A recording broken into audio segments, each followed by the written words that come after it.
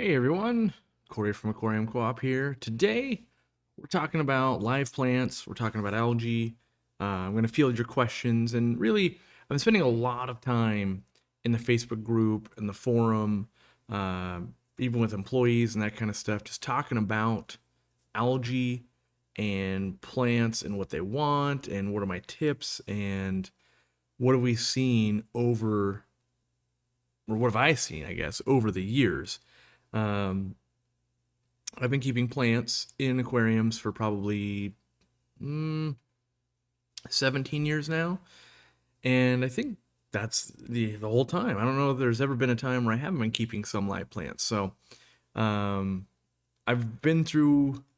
I'm not gonna say everything because there's still things like that weird sponge-like algae type thing that I've never seen in any other store before, and I don't know how to cure it. But I've seen most of what you guys will run into at any moment 1,000 times in my tanks, my store tanks, customers' tanks.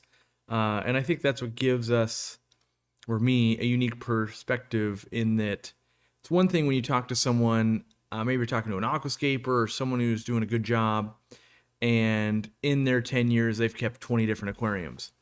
But for me, in 10 years, it's like, oh, well, at any one point, we're managing 300 aquariums, and they all have live plants. And like right now, we have the whole systems at the warehouse. We have all the different tanks at the store. We have the tanks here, and each one of those, they operate slightly differently. But there's also principles that are just true to every live plant system that we're going to touch. So I will start out with talking about, you could probably see some algae right back here. That is some Bulbitis African fern, kind of a real slow growing epiphyte, and that's just fancy words for likes to grab onto rocks and wood. And I've got a bunch of hair algae on it. Now, one of the big things people are always asking is, well, how do I beat it, right? Yeah, there's a lot of ways actually. In this tank right here, we've got a Tanganyika eel, a rare eel from Lake Tanganyika, a lipsfer eel. We've got a bunch of clown loaches, and we've got a few tetras, and a pleco, a bristlenose, and a rainbow shark.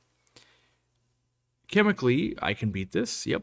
And if I was going to chemically beat that, what I would do is I would actually pull that plant out, and I would spray it with hydrogen peroxide, let it sit for 5-10 minutes out of the water. Then I go ahead and rinse it at the sink, and I would dump it back in, and that will probably kill the hair algae. Now, some things to parse, I would say. The algae that is grown in there did not start in there. That plant came from a different aquarium, the 800-gallon aquarium, and it's a very rare plant. Not rare, that's not fair.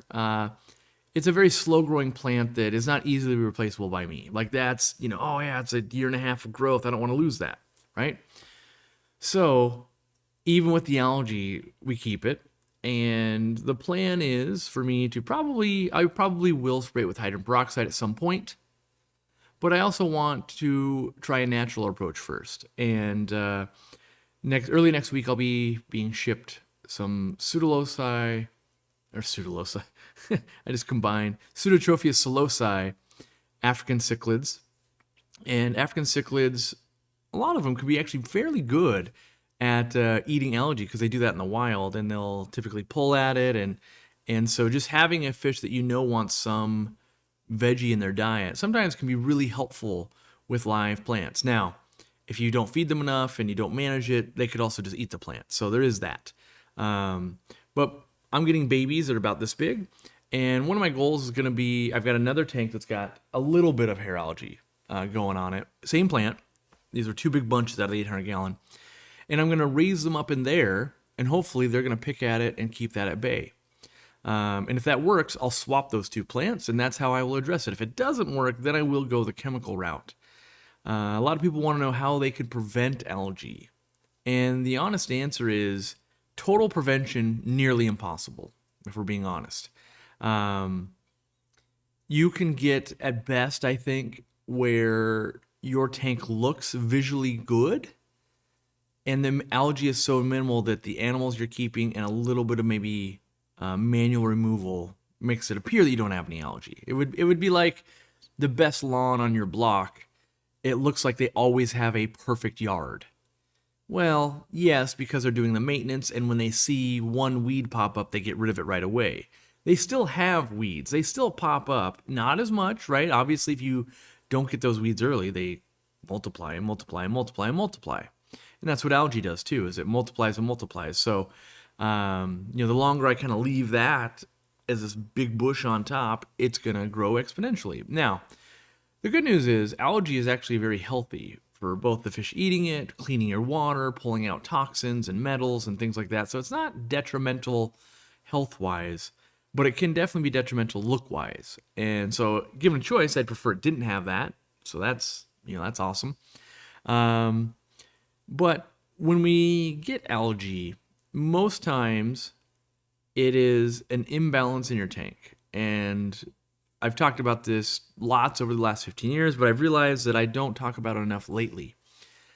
And what we're trying to accomplish in planted tanks to have thriving plants are the right amount of light, the right amount of nutrients, and the right amount of CO2, really. I mean, I just consider that another nutrient. So you're trying to balance those two things. And I find it's easiest if you start by setting a constant, right? So that way you can count on one thing. Now that could be the fertilizer. I find it much easier to do it with the light, and I do it with a little Costa Wi-Fi timer. Every light, whether it's the store, the warehouse, here, is hooked up to a Costa Wi-Fi timer, and I can control it on my phone. So I have the light come on at the same time every day. I have it go off at the same time every day. And that is like clockwork. Even if I lose power, these remember the settings, right? So like clockwork, that is now my constant, okay? And you can make changes from that. You can change how long will the light be on, when does it turn on. But these are typically things that won't change day to day or week to week. They are things that will change month to month, year to year, much longer time periods. And so when I know that it's going on and off every day at the same time, I now can adjust fertilizers and CO2 if I needed to. And that's not the constant part. That is the variable part. Because no matter what we do, you could say, well, Corey, I'm going to use a timer and I'm going to use an auto doser for the fertilizer. There will never be any deviation in that. And I would say, in principle, you're correct. In practice, you're not correct because there's still variables. The variables would still be how much food are we feeding the fish? Like that still adds nitrogen, right? And other stuff. And how big are the plants? A plant today that's this big, in 3 months it's this big, wants different amounts of food. And so I find that whether the plant is this big or this big, for the most part, doesn't want different light. It wants the same light. That can be constant, but it will want different food. If I get in there and I trim a plant or I move it or I do something, it will want different amounts of nutrients. And so that's the part that I work on dialing in and practicing my skill. And keeping live plants is a skill. You need to be able to read the plants, learn some of the deficiencies, look at some of the algae. Like hair algae, for instance, there's a bunch of things can cause it. But one of the main culprits that we watch new hobbyists get into is iron. It's on the wall back here. Yeah, I can see it. The red bottle right there. Iron in excess will cause a lot of hair algae. And it's very common when someone's new to the hobby, and whether they're working with us or not, they buy all the fertilizers. And so you're dosing iron, you're dosing phosphate, you're dosing potassium, you're dosing maybe an all-in-one. And where you get into trouble is something like an Easy Green, if you're buying from us, it already has iron in it. So if you come in and you add more iron, if your plants don't need it, you're fueling algae. And whether it's iron or pretty much any other nutrient, there's a few that aren't, like potassium doesn't have that problem as much at all, but phosphates have that a bunch, so you don't really want tons of excess if your plants can't utilize it. You're just, you're kind of just being wasteful, and it can lead to algae problems. So that's one of the ways, one of the first ways I always ask people is like, what are you doing with dosing? And if they're adding iron and they have hair algae, I go, stop doing that. And I mean, there are limits to that where, they've got a very high-tech tank, very high light, lots of CO2, lots of stem plants, and they really are hungry for that iron. But when we're not in that scenario, and maybe we just have some crypts, and we've got some anubias, and we've got a stem plant or two, and medium light, pouring on more iron is just kind of fueling that algae. So, balancing the fertilizer with the light, that is 95% of the game. Your aquarium already has some CO2 in it, and depending on how much fertilizer and how much light would be if you needed actually more. Most of the systems I run don't have extra CO2 added. The warehouse does, the display tanks at the store do, not the displays, the sales tanks do, but all the other plants and all the other tanks, like the displays and the sales, like just fish tank stuff that have plants growing, they don't have it because they don't run out of it. And a lot of times people will think more is better. Like, well, if I just had more CO2, more fertilizer, more light, more this. It's not that way. It's not like just having more money. Like having more money is kind of always a good thing. But this is a resource that is perishable, I guess. So having 400 pizzas for Friday night and you only needed 2 doesn't really help you. In fact, when you get to 400 pizzas, you're like, oh, my garbage can outside is overflowing. Oh, raccoons were attracted to it. Oh, man, it's starting to stink because garbage doesn't go out till next Thursday. You can have too much of a thing, right? And fertilizers can definitely be one of those. But if you don't have any food, Friday night, you got nothing to eat, now you're starving. That's not good either. So the goal is to find the balance. How many people we got coming over? All right, they're each going to eat 3 or 4 slices. We'll order 3 pizzas. And you'll see how accurate you are. Ooh, someone didn't show up. Okay, we actually had half a pizza too much. That's fine. We're in the zone, right? That's that 20 to maybe 40, 50 parts per million nitrates in your aquarium from Easy Green. But if you had 2.5 pizzas left, next week, when you order pizza, you should adapt yourself a little bit and go, well, let's order 2 pizzas less. I'm hoping to have like a half a pizza extra, right? But if you buy in a bunch of new plants, or, oh yeah, can I bring my buddy? I got 2 buddies coming and I got a buddy. Maybe you do need those 2 extra pizzas. So you need to adjust based on how many people are showing up. How many plants do you have? How big are they? Did you just trim them this week? Maybe they're more hungry or less hungry, actually. Did you have a power outage half the week and they didn't utilize fertilizer? Or did it get too cold? Or I noticed my heater got way too hot and broke, and therefore my plants are in distress. I'm going to let them rest up this week and not give them as much fertilizer because I don't want the algae to win. You need to be fluid and adapt with your aquarium, and that is a skill to learn. What is happening? What am I doing? And it's not to be super difficult because there is that window, right? You might find for your, maybe you got a friend group of 4 people, and 2 pizzas works out awesome. And you get into a routine where you order pizza every Friday night for 4 years. It's great. And then one person, they moved or whatever. Now you got 3 people. It'll still work. You still got, okay, we got a half a pizza left, right? It's only when you really start getting outside of that, like, oh, well, each one of my friends got a spouse. So now we went from 4 to 8, right? And then a few years later, like, well, we went 4 to 8, but half of them have kids. So we're actually at 10 people now. You have to be buying more pizza. And you don't just, you go, well, kids don't eat the same as an adult. You do your pizza math. And really, that's what you got to do with your aquarium. You need, most of you have probably eaten pizza at least once a month for like your entire life, right?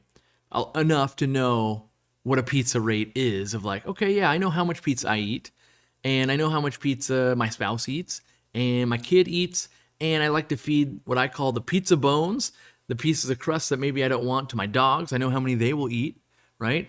And you can make an educated guess every time you go to order pizza. You kind of know. And you might know, yeah, I really want to bring pizza to work tomorrow. So you order a little bit extra. And you might go, yeah, I know. I really want to see these plants grow a little bit faster. Maybe you dose a little bit extra, right? But once those plants start growing algae, or that pizza starts rotting, or, oh, it turns out I bought way too much. I didn't actually finish it. Adapt. And the next time you're dosing or ordering, do less, right? So that's my pizza analogy of the day there for when it comes to fertilizer. And it's I think the hardest part for people is they don't realize it's a skill. They assume It's a follow the directions things, get the result. And it is like that, except it's like cooking. I can follow the directions to a T, and I'll still probably screw it up because I don't know how fast to stir it or whisk it, or I didn't know what rack to put it in the oven, what level, or I didn't know you do preheat, or that length is with preheat or without preheat, or you put in cold butter instead of room temperature butter, or all these little intricacies you learn through cooking, or all the little intricacies you learn for looking for deficiencies and algae and educated guesses on, well, I'm about to trim today. I'm going to trim today. Why am I trimming today? Well, I'm bringing in more plants tomorrow. I order on the internet. So one might say, like, just dose the same amount, but you could make a case actually you dose less. The new plants aren't ready to use nutrients yet. It takes about a week. And the plants you just cut, maybe they're a little more hungry, but they also might be in shock a little bit because you trimmed them down pretty hard. If you've ever had a tree in your yard, you've seen that. Or if you prune it too hard, it struggles for a long time, and then it'll come back. Trees take a very long time compared to our aquarium plants, but you may have seen that. Maybe a neighbor's done it, and so you can understand, depending on what you're doing in the tank and what's going on, is what the demands might be. Now, with all of that, it didn't change at all how much light. Now, you can change light. You can change it. But you don't want to change it day to day. You want to make calculated decisions as well. You want to go, okay, I think I've been ordering the right amount of pizza every month or every week, and I'm still getting, waste. So maybe you adjust the light and you go, okay, I'm going to bump it down on my thing 20% or 10%, whatever it is. Something measurable. And ideally you would write it down so that way a month from today, 2 months from today, when it's either going really good or it's worse, you know what change you made. Instead of like, well, I adjusted it, I'm not really sure. And that's one of the things I don't love about like flue ball lights, for instance. There's too many settings, right? There's too many color settings that you can mess with, ramp up, ramp down time. And the more options we add, we're making it more complex. And so at the very minimum, if you have those lights, take a screenshot with your phone and save them so you can go back, through the 400,000 dog and cat pictures and fish pictures and go, okay, that's what my settings were 3 months ago. Here's what I'm seeing now. So that was a change I made, and it's still not perfect. What would be a logical change to make now? Maybe it's, I do need to bring the blue down, or a big one, you might not know that the blue lights running all night are growing algae for you. Plants can't really utilize it. They can't really photosynthesize much more than 14 hours a day. So any light after about 14 hours a day is encouraging algae growth, and especially the blue lights, not as utilized by plants in general. Our LED light has less blue in it. One, because I like the color it looks, and two, it's not as beneficial to the plants. So, and it helps not get as much algae as fast. Now it's not a silver bullet. You can't just be like, I blaze that thing on my tank this deep. You're still gonna get a ton of algae. You still have to be. All we're trying to do is make it so that your window of success is wider, and that's really all we're trying to do with plants.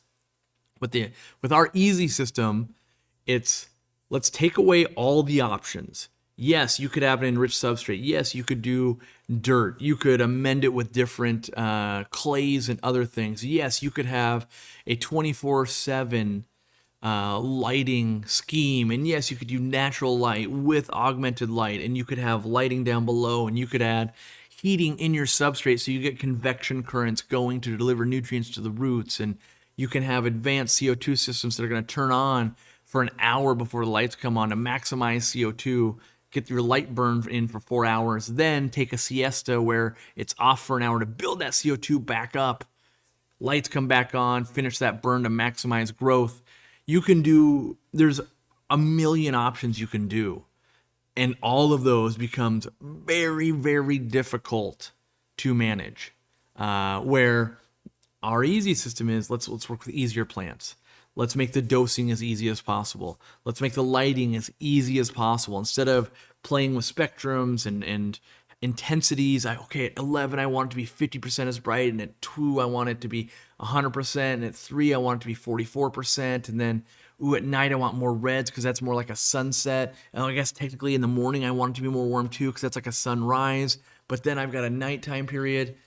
Trying to dial in anything when you have that many variables for the average human brain, unless that's your full-time job, you are unlikely to have success. It can be done, but we know you guys, and most of you have, oh, I've got 6 aquariums, you know, like you can't, that's hard enough to do for one tank, let alone you end up having multiple tanks. And so oftentimes you will see that like houseplants and these other things, they don't have these crazy features. You can buy them, they're very expensive, but you don't need it. Most of us know like, oh yeah, I have that houseplant. Well, what'd you do? Well, you know, I let my dog and my cat chew on it.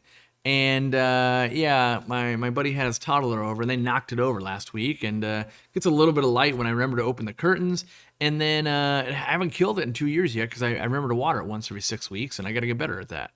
Like those are very easy bulletproof type plants. That's mostly what we sell, not all, but mostly. And when you add, like, well, I added a $12,000 lighting system for my indoor garden. You a lot of times will have buyer's remorse. Not always, but I definitely have had systems where I buy the biggest, baddest thing on the planet, and I'm like, this is just I gotta adjust this thing and doodads and maintenance and things are going wrong. So yeah, we focus on making it easy for you, eliminate as many variables so that you can focus on things that will make big changes for your aquarium. And I see this in business a lot, and I definitely adhere and subscribe to it of you can get as granular as you want with anything in business, just like in life. And I would much rather take the very easy steps to get me 90% of the way there with minimal time and effort and expense investment than that extra 10% that takes 50 times the amount of work and money and all of that. So I was a fan of the FLAL 3.0 until I bumped it, and I have skin grass from, wow, is that actually a true story? And the reason I ask is those lights get hot. I'm going to say burned myself. I've definitely working at the store. We used to be the #1 FLAL dealer. So I've dealt with a lot of FLAL lights, especially 3.0s. And like on the Planet tanks and stuff, I might be servicing CO2 systems, and you reach over and like the underside of your arm on a hot day, you go, yow! I literally have done the yow before, and I've seen employees do the yow. And that's why with our light, one of my core principles was to eliminate the yow factor. If you actually got burned and had to get a skin graft, that's insane. Luckily I never got a burn that was like, you could see it. It just felt like the yow. Yow! That's too hot. Our lights, I can't guarantee it, but I can tell you right now, specifically designed with thicker aluminum, better heat dissipation, more efficient LEDs, making sure the ballast is far enough away. We've done everything we can to make those lights run cooler. Now they do run hot. You're running electricity. Like this monitor, if I put my hand to it, my monitor is warm. But I never want a scenario where you're getting the yow factor. And so, yeah, the one thing you could do, which is a little bit of, it's ironic, you can tune down your FLAL light and it shouldn't run as hot, which I fully realize defeats the purpose of buying a light like that, where you're like, but I wanted 100% of lighting. You shouldn't have to dim it to not burn yourself. But running it at a lower light, you won't drive the LEDs as hard, which won't have as much heat, which in theory shouldn't I mean, at this point, I'm pretty sure if you actually got a skin graft and everything, you got rid of those lights, because I would not keep working with a product that sent me to the hospital. I just wouldn't. So, yeah. Yeah, the best part about the co-op light is we did a YouTube video where Dean and I did PAR values to show exactly what settings to use on a tank, and there's charts. Yeah, the video is members only because it's kind of a super nerd video and it's kind of slow and not really riveting.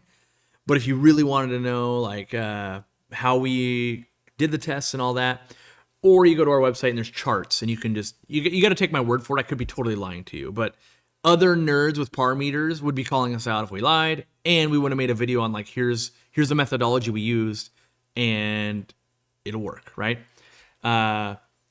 So we've been continually making the system easier in that if you know what our light does and you know what our plants want par wise, and par is just fancy words for how much light does something want, and you have to give it a unit, right? Like currency, we give it dollars or pounds or pesos or yen or whatever. Lighting currency is just par. There's some other ones, lumens. Doesn't work as well with water, but and there's lux, not as good with water either. So par is the currency, and so if you know what the light is doing in par, and you know what the plant wants in par, you can match those up pretty good. And then on Easy Green, not on the newest labels yet, but on the website, you also can see like, hey, at this par we recommend dosing once a week. At this par we recommend dosing twice a week. And so it's a lot easier to go, okay, I want these plants at these par levels. I'm going to dose at these levels that we've found to be successful, and I'm going to put the light at these levels. You're much more likely to get, oh, we only had 3 extra pieces of pizza when you order, as opposed to, wow, I was way off. So, and we'll continually work on that and evaluate plants and tweak them and get experience and feedback from people and all that kind of stuff to over time. That's my favorite thing about Aquariumcoop is over time, everything gets better and more efficient because we take data from you guys, from us, and we continually go, hey, that makes more sense. Let's change that. It can be frustrating for our retail partner stores. It can be frustrating for customers sometimes, but I truly believe that making a product better or a system better is better overall, even though there's short-term, oh, I don't like this. And the new person joining the hobby, they'll have a little bit easier of a time. They'll never know the old version of the product or the way it worked or how it got better. You won't know that the Easy Green used to come. Easy Green used to be a bottle this big, right? Used to be this big, and it only treated 2,500 gallons. 2,500 gallons, and it cost you $15. Now you can get one that's this big, treats 5,000 gallons, and it's $20. Also, this fertilizer right here is less potent than this one. So over the last, November I think is 10 years on Easy Green. Over the 10 years, it has gotten more potent. We've tweaked the formula going, well, after 3 or 4 years of using this, I actually do want some more potassium to support Java ferns and Anubias in the way that we see our customers using it, right? And so as we see those things happen, we make those adjustments, and overall, it's better for the next person in line. So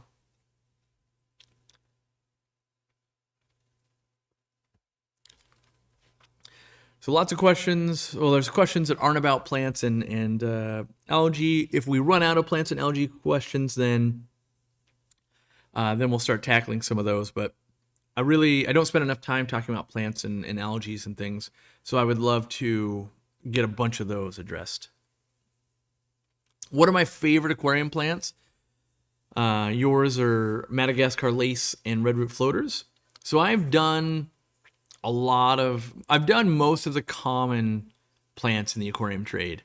Anything that farms would produce, and I've done a decent amount of stuff that's like, ooh, you gotta know a nerd that knows a nerd to buy a stem for $42 this big. And I play with those too. But for me, cryptocorns in general, really love them quite a bit. I like Anubias a lot. I love Java fern a lot. For the most part, I like things that grow slow. And what I mean by that is because I run so many aquariums, I don't want to feel like, oh, I'm falling behind. And so it's kind of to me like it's my lawn. In a perfect world, my lawn would grow really slow. It would just look good, but grow slow, and I wouldn't have to mow it all the time.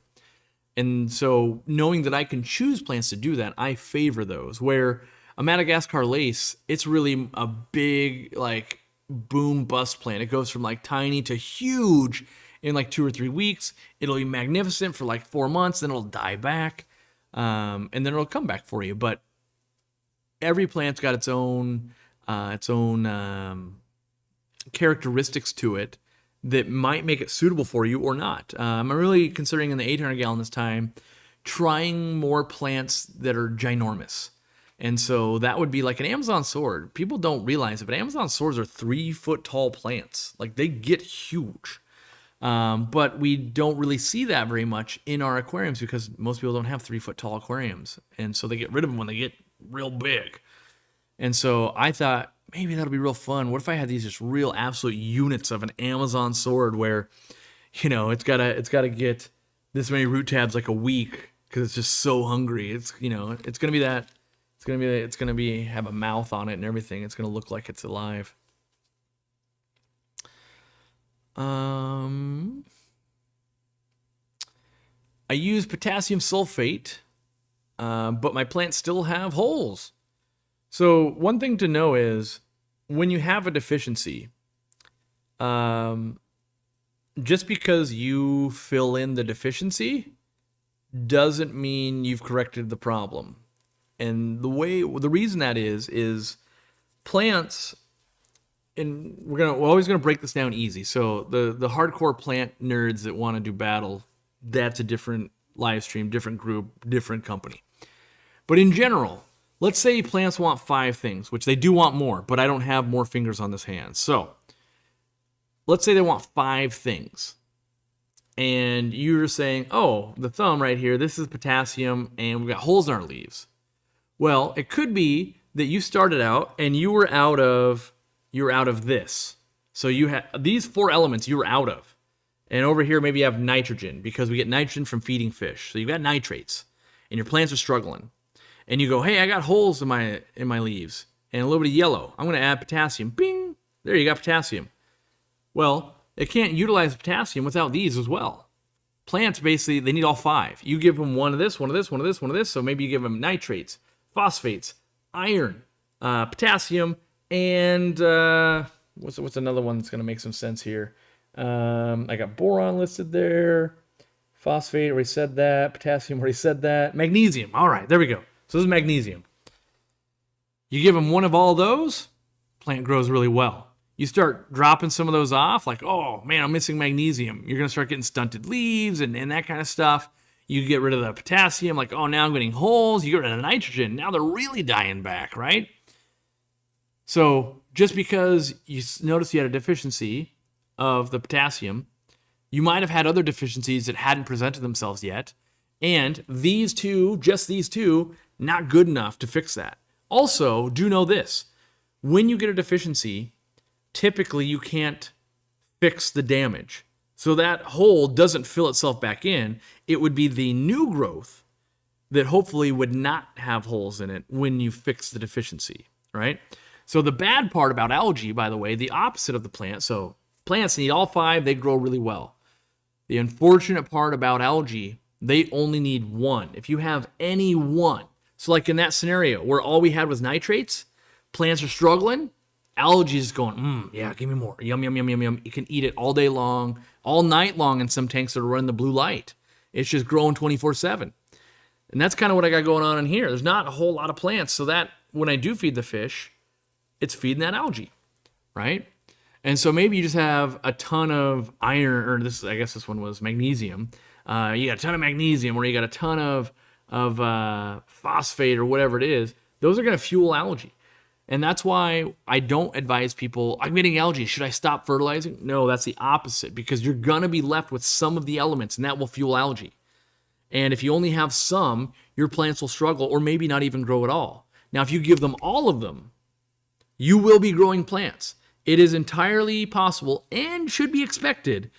You grow plants really well, and you can grow algae really well. Then your goal is to grow plants really well and not grow algae as well. But it doesn't make any sense to be like, well, I don't want to grow algae, so I'll stop growing plants, right? So if I wanted to eliminate the weeds in my yard, I can either A, work on removing the weeds, or I could set it on fire and not have a lawn, right? But if my original goal was to have a lawn, setting it on fire doesn't get me that goal either. So the goal has to be keep the lawn growing, keep mowing it, keep it green, keep watering it, but also work on developing how am I going to manage the weeds. I'm going to manually remove them. I might use, maybe there's a fertilizer or something you can do. Like, I'm not that good with lawns, but there's things you can do. Maybe you let the grass grow longer. That helps fight the weeds. There's things you can do there, but you don't get a good lawn or good plants by starving them to death. That is just a known thing. Is it normal plant behavior to always have the older leaves die off and new growth replace them, regardless of how healthy the plant is? No. If in a perfect world, with enough food and enough light and all that, the plant should never reseed. There's a few, like Pontichetans, like that Madagascar lace. They do have a boom-bust cycle, so that one is different, or that line of plants is different. But in theory, plants should just be able to get 200 miles long and never lose a leaf. In practice, what we see is in an aquarium, as plants get bigger and bushier, maybe towards the top, they're blocking more light. There's less light at the bottom, so those are starting to die out. Or we react way too slowly to, we plant all our plants, and 6 months later, the plant mass is 10x, and we're only dosing 2x or 3x. So in my opinion, when you get to a point where to get new growth, you're losing leaves, you need more fertilizer is typically what's going on. But that's assuming you look into it and you know it's not a lighting problem. And that's where it's like, oh, well, I've got so many floaters and I've got so many bushy plants that the stuff underneath just can't get the light.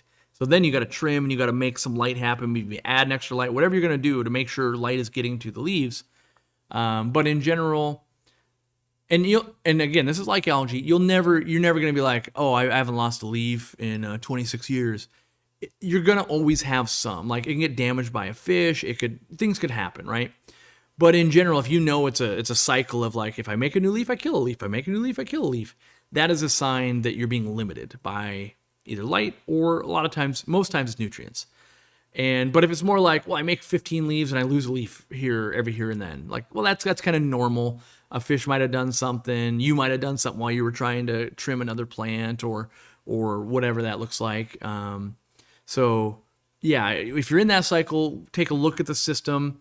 And very common to run that system when you do use an enriched substrate, whether it's dirt or like an ADA soil or anything like that. Like they have their burn periods, and it's somewhere between 1 and 5 years. Like soil goes up towards more like 5 years. ADA soils go more like towards a year, and so you'll have to, in my opinion, no matter what you do, if you were trying to run a system for 20 years, which most people wouldn't, but you will have to supplement, whether it's root tabs and liquid fertilizers.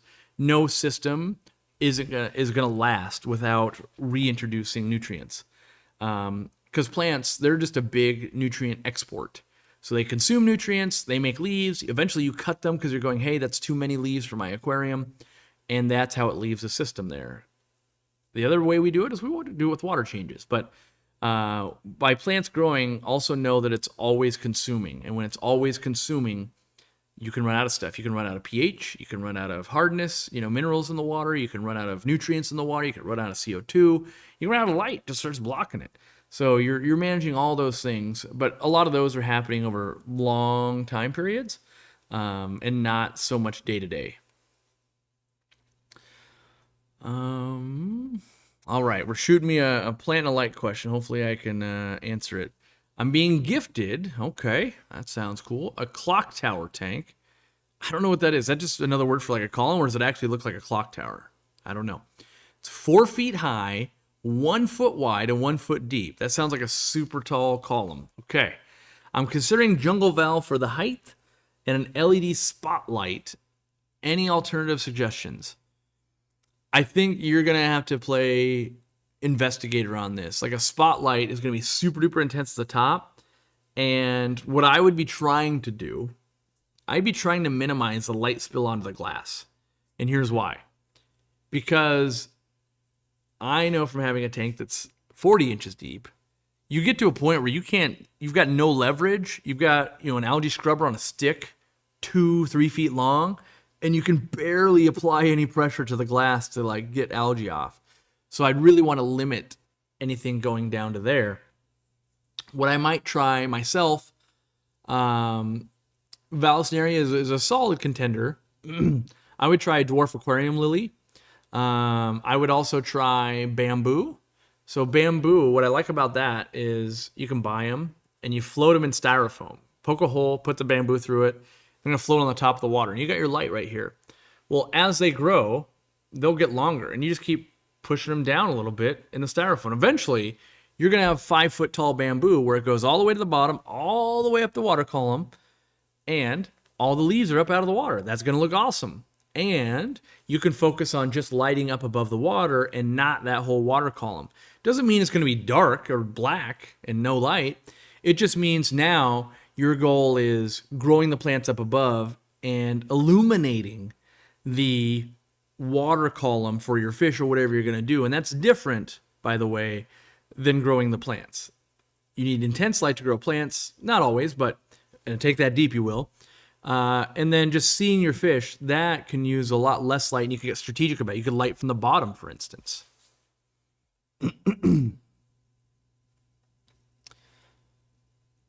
Scarlet Temple on the website says its level of care is medium. Why is that? Is it because it needs more nutrients or because it needs more light and iron? Mostly because most people don't do well with it. The reason being, it does need decent light. It appreciates some extra iron. It appreciates some more CO2. And it's a little more finicky to get established. But part of that is, most people have no idea how much light they have on their tank. They're like, I bought a light. The one said it was for planted aquariums. And I go, cool. How much light is that plant getting? They have zero idea. And so when you have a plant that wants a decent amount of light, it's easier to say, hey, that's a medium to grow plant, than it is to be like, you should buy a $600 meter or buy a specific light and ensure that you're not having floaters. Ensure that you're not having a plant grow over it. Ensure that all these things. Because unfortunately, at scale, most people still don't use common sense because they haven't learned it with plants. They might take it literal and be like, okay, I bought the Aquariumcoop light and I bought these plants. They say they want this much par, but they didn't sit there and think of like, if you grow water lettuce across the entire top, you don't get the same amount of light down there anymore. They literally just like, I checked the box. It said it made that much light. It does that. And so sometimes you gotta have the critical thinking and the common sense. And those plants are mostly like, yeah, it's supposed to become medium, and hard plants usually really want CO2 injection, but everything can be done in different ways. I know a guy that had an amazing carpeted Monte Carlo tank, never used CO2. Insane amounts of light though. Crazy amounts, and he was able to manage the algae. I don't know how, but he was able to do it. So when it comes to, is this easy? Easy is just like everybody should be able to have success with it. Medium becomes, yeah, people that have had great success with easy plants, this is the next step. Start working with it. People that have had lots of success with medium plants, start trying harder plants. And by the way, not all plants, because they're medium or hard difficulty, actually require more light. Some of them are just a pain in the butt. Like they're just more finicky. All plants, by the way, not all plants, 95% of all the plants we have in an aquarium tray don't want to be underwater. For the most part, they want to be next to a river or a lake, right on the banks. They get wet every once in a while. They stay humid. Maybe they get flooded for a month or two, and then they stay in the dry zone. Vallisneria is one. Banana plants are one. There's a few others that truly want to be fully aquatic all the time. But most other plants, we're forcing them to live in a world they don't really want to be in. And so how difficult a plant is how much do they hate being in that environment is really what it comes down to in a very, very reduced way of thinking about it. Because the amount of CO2 they want, you can get unlimited from the air. The air we breathe right now has got unlimited CO2 for a plant. And so when we say something really wants CO2, it's like, well, when you put it underwater, there's less CO2 available normally. It wants more than that, to what it would normally take in open air. So therefore, you have to supplement it, right? So that's, and same with lighting. You wouldn't know this unless you own a par meter, but if you walked outside right now and you put a par meter outside your door and it's sunny today, you're gonna see that the par value is like 1,700, which if you don't know par, that's an insane amount. That's a lot. In your aquarium to grow plants, usually we're targeting like 50-ish. So that's a wicked difference. And so that's sometimes why there's plants that can live outside that won't live inside. There's also a huge portion of the plants from all around the world that won't live in the temperatures we want. We like to keep tropical fish 70 to 80 degrees. There are plants from all around the world that will just die if they get above 65, because they come from mountain springs. And there's plants that want to be much hotter because they are from a very, very hot climate. So yeah, that's all of those things can factor into what makes a plant medium, easy, hard, difficult. And for the most part, by the way, those ratings are my experiences.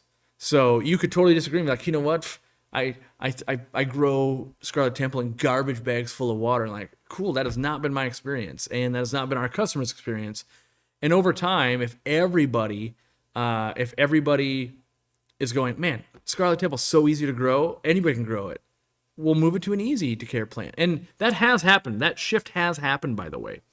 If you rewind 15 years ago, everyone's using T8 bulbs, T5 bulbs, right? LEDs in general are a lot stronger.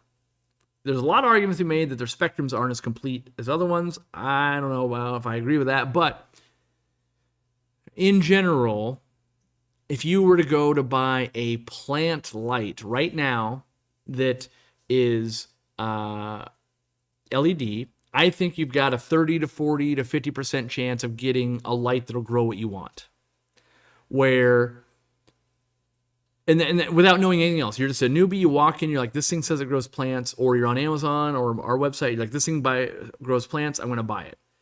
You've got like at least a 50% shot of like, yeah, I got enough to do what I'm trying to do. 15 years ago, there would just be some bulbs that were for plants, and you would buy it, and you were at more like 10% chance that you would actually be able to grow anything because they didn't put out enough light, the fixtures themselves, and maybe the ballast and things. And we weren't nearly as good about plant lighting as we are now.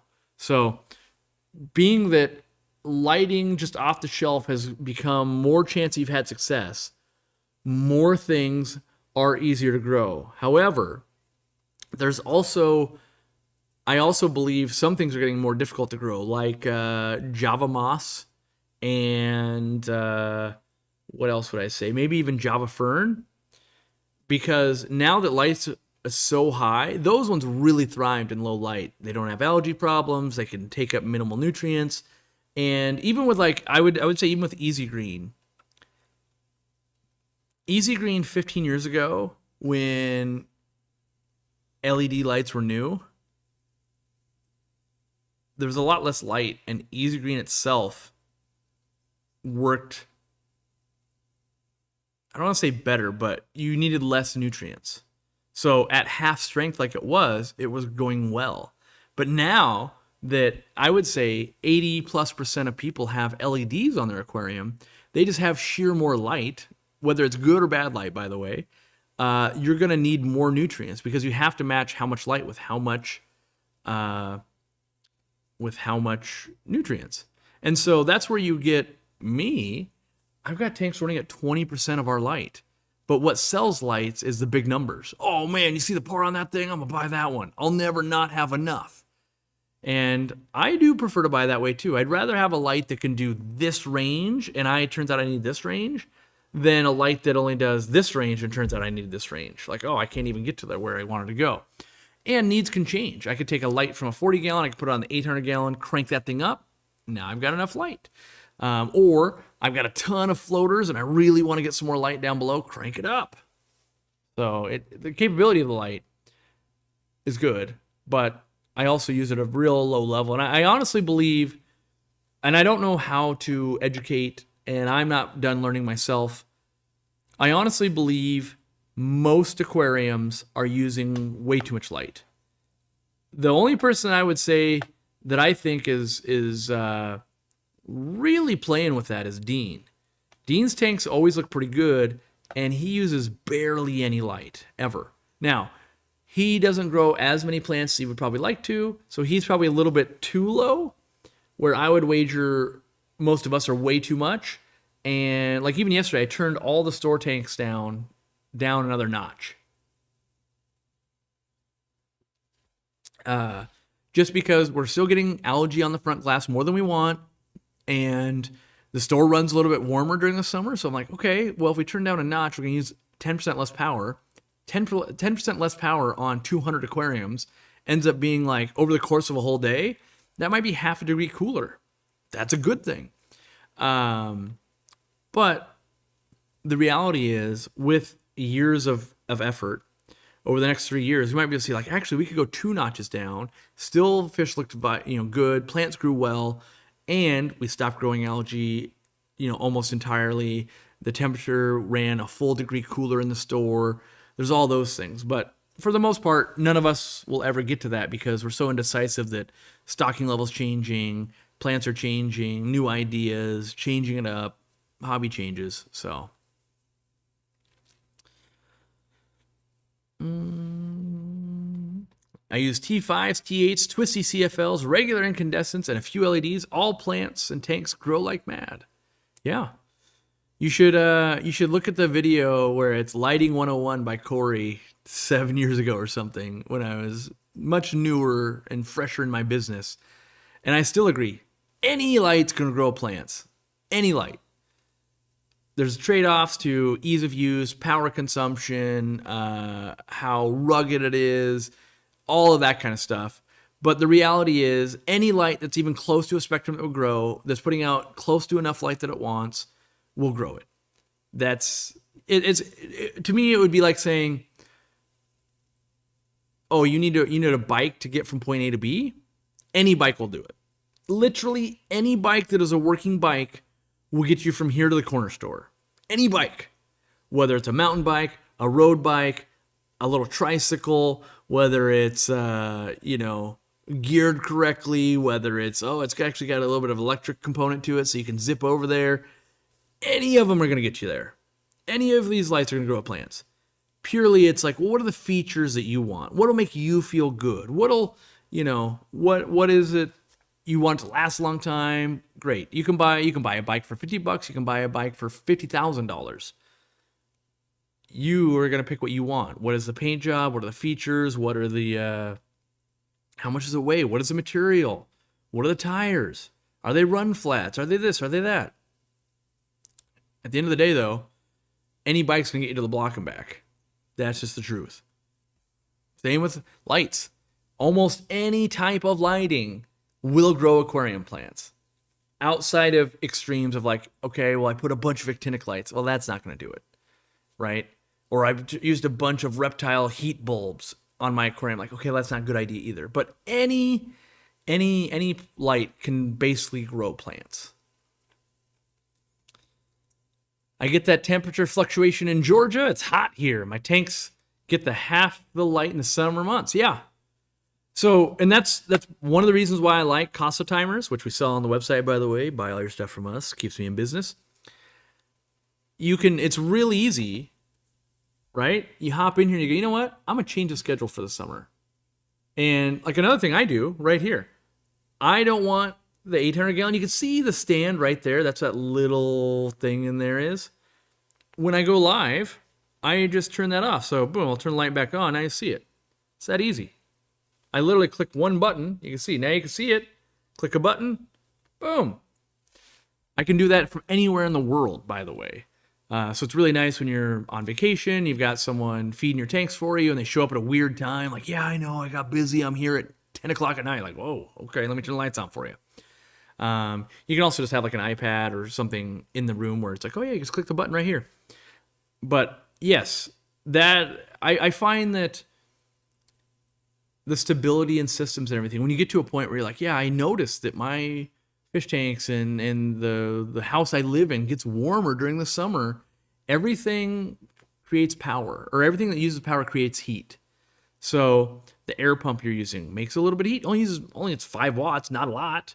But that canister filter, that FLAL FX6, 35 watts, That's the same as running a 35 watt heater 24/7. When you run lights on top of the tank, you're using wattage. Now, not all of that, that's not like, okay, 50 watts is directly like a 50 watt heater, but it might be like a 10 watt heater all the time per light. And so saltwater people are a lot more cautious of this or in tune with this, but yeah, you might get better growth from your plants by turning the lights down when it's too hot, because if they're too hot, they don't even want to grow that well, which seems counterintuitive, but they want more light. Yeah, maybe. They also don't like being super duper hot. So finding the balance and keeping things and building a routine, all of those things are very good for your plants. I find it harder when I have low light and medium light plants together. I always get algae. Now I separate them between tanks. It makes a difference.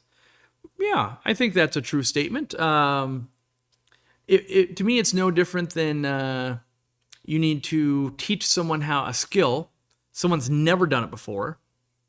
Let's say you're an expert at a skill, and you need to teach someone who's never done it before, and you need to teach someone who's been doing it for 3 years, and you need to get them, they both need to become better. By teaching this person's lost. By teaching this person's bored. You put them in 2 different classes. Now, we have an advanced class and we have a new class.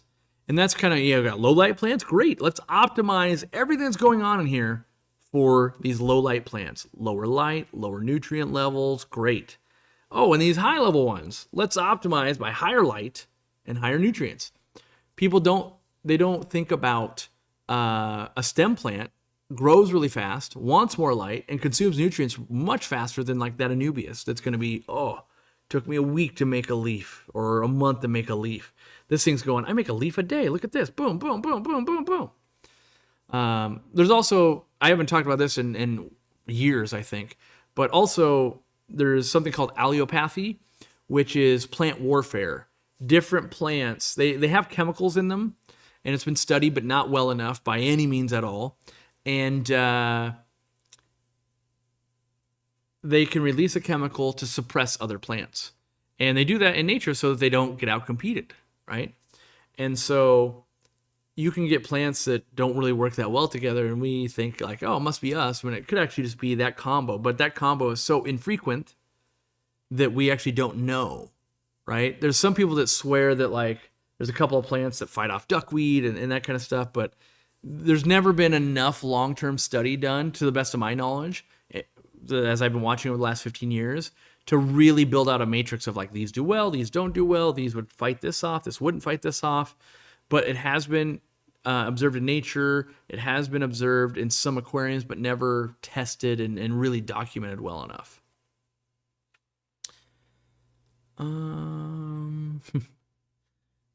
Yeah, some road trips with Bob, the partner stores. Yeah, I did a live stream on Facebook on Tuesday. So if you're not following me personally on there or in the group, you're missing out a little bit sometimes. But I'm not doing any traveling or anything until our retail store is open and we get our projects that we're in the middle of done. It just doesn't make sense to go do the things when I'm actively in a project. So that's why we haven't been traveling, and I'm turning down aquashellas, I'm turning down events. It's not anyone in particular or anything. It's, gotta get my home base right before I leave it. That's just what makes sense to me. Algae doesn't intimidate me. Well, regular algae, that is. But now blue-green algae, that scares me. It stinks, and it's kind of difficult to eradicate. I find it to be very easy because chemically you can do it. Blue-green algae, kind of slimy. It's got a smell to it. A few different colors you can see. And my advice is manually remove as much as you can. Kind of get the big sheets off there. Maybe not use a hose and kind of suck some off the plants or whatever you need to do. Then you use an antibiotic. I use Maricin or Slime Out, either one. As far as I know, it's basically the same active ingredient. And that will kill off, because blue-green algae is actually a bacteria. So that'll kill off that bacteria. And if you don't clear it out or manually remove it, you can get a bunch of ammonia because you took all this living bacteria and you killed it. And then you've got ammonia. So that's why I like to move the big chunks. There's no reason to create excess waste in our aquarium if we can, and I'm not saying like spend 3 weeks doing it. I'm literally talking 5 minutes going, okay, chunk. Let me get a little bit of this out, get that out of there. Good enough. you get what you can in 5 minutes. You know, if there's like a piece this big over there, that doesn't matter. I'm talking like you can, like on sand tanks, you can run your hands and basically skim the whole surface and be, like have a handful and be like, ooh, that stinks. That's what I'm talking about, not every little thing. Is that a picture of Lahaina behind me? No, that it kind of looks like that. That is actually from Peru. So a local artist there did it. And we brought it back, but it could look like very old timey Lahaina, but it is, with the way the houses are built, that's actually current day Peru.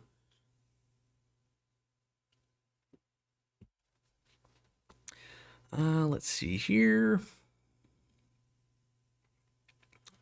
By the way, thanks for everybody who's donated some memberships. That's been super cool. I just was kind of on my track, and I don't want to lose my train of thought. So Candy and Mike from Fish Tank Barn, and there might have been others. If I missed you, that wasn't intentional by any means. What about algae that grows on lids? Do I just need to scrub it? Yeah, for the most part, I was going to get that prop today. Do I have one kicking around? I do. Right here. For the most part, I rock the algae scrubbers that we sell. They're melamine pads. You might have seen them as magic erasers. Ours are just scent-free, dye-free. They don't change. I keep seeing like this one now is 35% less scrubbing. And I'm always wondering like, what have you done to make it less scrubbing? What are you doing? Now they're more durable. And it's like, melamine's kind of melamine. I don't know how you're making it more durable. And I don't want to be the test dummy. So, but you grab one of these bad boys and you can either leave it on your tank and just kind of go whoop and get the underneath side.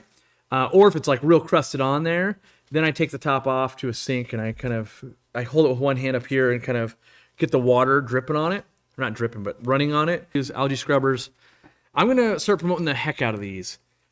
I use these not every day because I don't do maintenance every day, but at least every other day in this fish room. And it's not always, by the way, for aquarium. Sometimes it's like, oh, I got something on my desk. Hold on.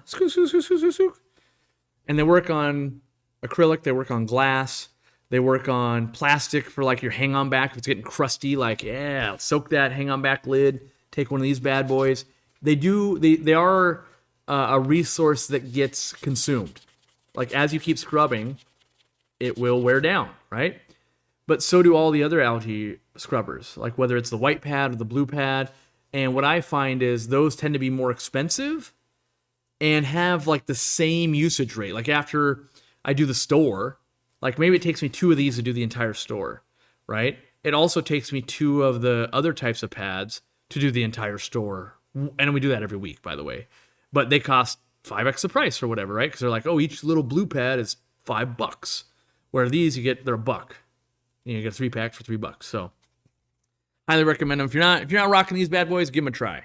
Highly recommend them, especially for a little algae. I was actually thinking about it today. I go, I bet you I could take some algae off of like an Anubias leaf with this thing if I had the patience to do it. I bet I could do it. All right. Wait a minute. I literally look like I just read Candy's comment. Candy said, I use a scrubber to remove algae gently on Anubias leaves. So great minds think alike. I was thinking like, I bet I could do that. I was worried that like, would it go too deep and hurt the plant leaf? But hey, there you go. You heard it from Candy. I haven't done it yet. Candy says it works. So if it doesn't work, email customer service. And that's on Candy. That's not even on me. In my grow out tanks, Corey, I don't have any lights, just ambient light from the room. Any plants that will do well. Yeah, I find Java moss will do well in that scenario. Crypt Wendetti and that kind of stuff will do well. And then also Subwasser Tang has done very well in those setups. And when I say no light, I need to be able to see in the aquarium. It doesn't have to be lit, but if you can't see the fish, that's too low light. As long as you can see the fish and there's some light getting in, a lot of those plants can survive, and even some even thrive. Like Subwasser Tang does better. And I think what happens is because those plants aren't competing with any other plants, they do better than in a tank where I'm actually like really trying to grow them, because I've only put like the one plant in there and it's not competing with anybody and just grows at its own pace, and algae's not growing. So it's just getting, it's like someone making a personal pan pizza. Basically, it's like, I don't got to share it. I got no competition. I eat it at my leisure. I get it all the exact toppings I want, which is usually I couldn't think of anything besides pineapple that was going to be gross. I was going to try to pair it with what's the worst thing you could pair that could reasonably go on a pizza? Dang it. I was trying to think of a weird cheese, maybe. Gone now. All right. I love those scrubbers. Am I supposed to wash the green stains off the scrubber or leave it? I don't really wash them off. What I do when I'm doing it, typically, if I'm doing tank to tank, I'll scrub all my algae and I'll kind of just wring it in the water there of like, ugh, like this, and then I'll move it to the next tank. If I'm at the sink, same thing. I'll kind of run under the water and kind of give it a few squeezes just to, give it a little bit. But I don't go out of my way of like trying to clean the cleaning product, right? I would if it was like a rag or something, but I don't have a good system for. I suppose you could like bleach these. I don't think you're gaining anything from doing that though. Admittedly though, my time is worth some money, like all of your guys' time is. So when I've used this for like a whole week or whatever, and usually it's when my fingers wear through it. A lot of times I'm just scrubbing, I'm like, oh man, my fingers wore through. So then I can move to the end, then I'll move to the other end. And when I find myself going, hold on, then I'm like, all right, it's time. I can spend another $1. That's basically my logic. And sometimes I'll rip them in half. They're really easy. You can kind of just rip them, and now you could have one for each tank, and you're working on those, and just I'll work them till I can't work them anymore, and then I move on and I use a new one. Scrubber works great on newbies and crypts.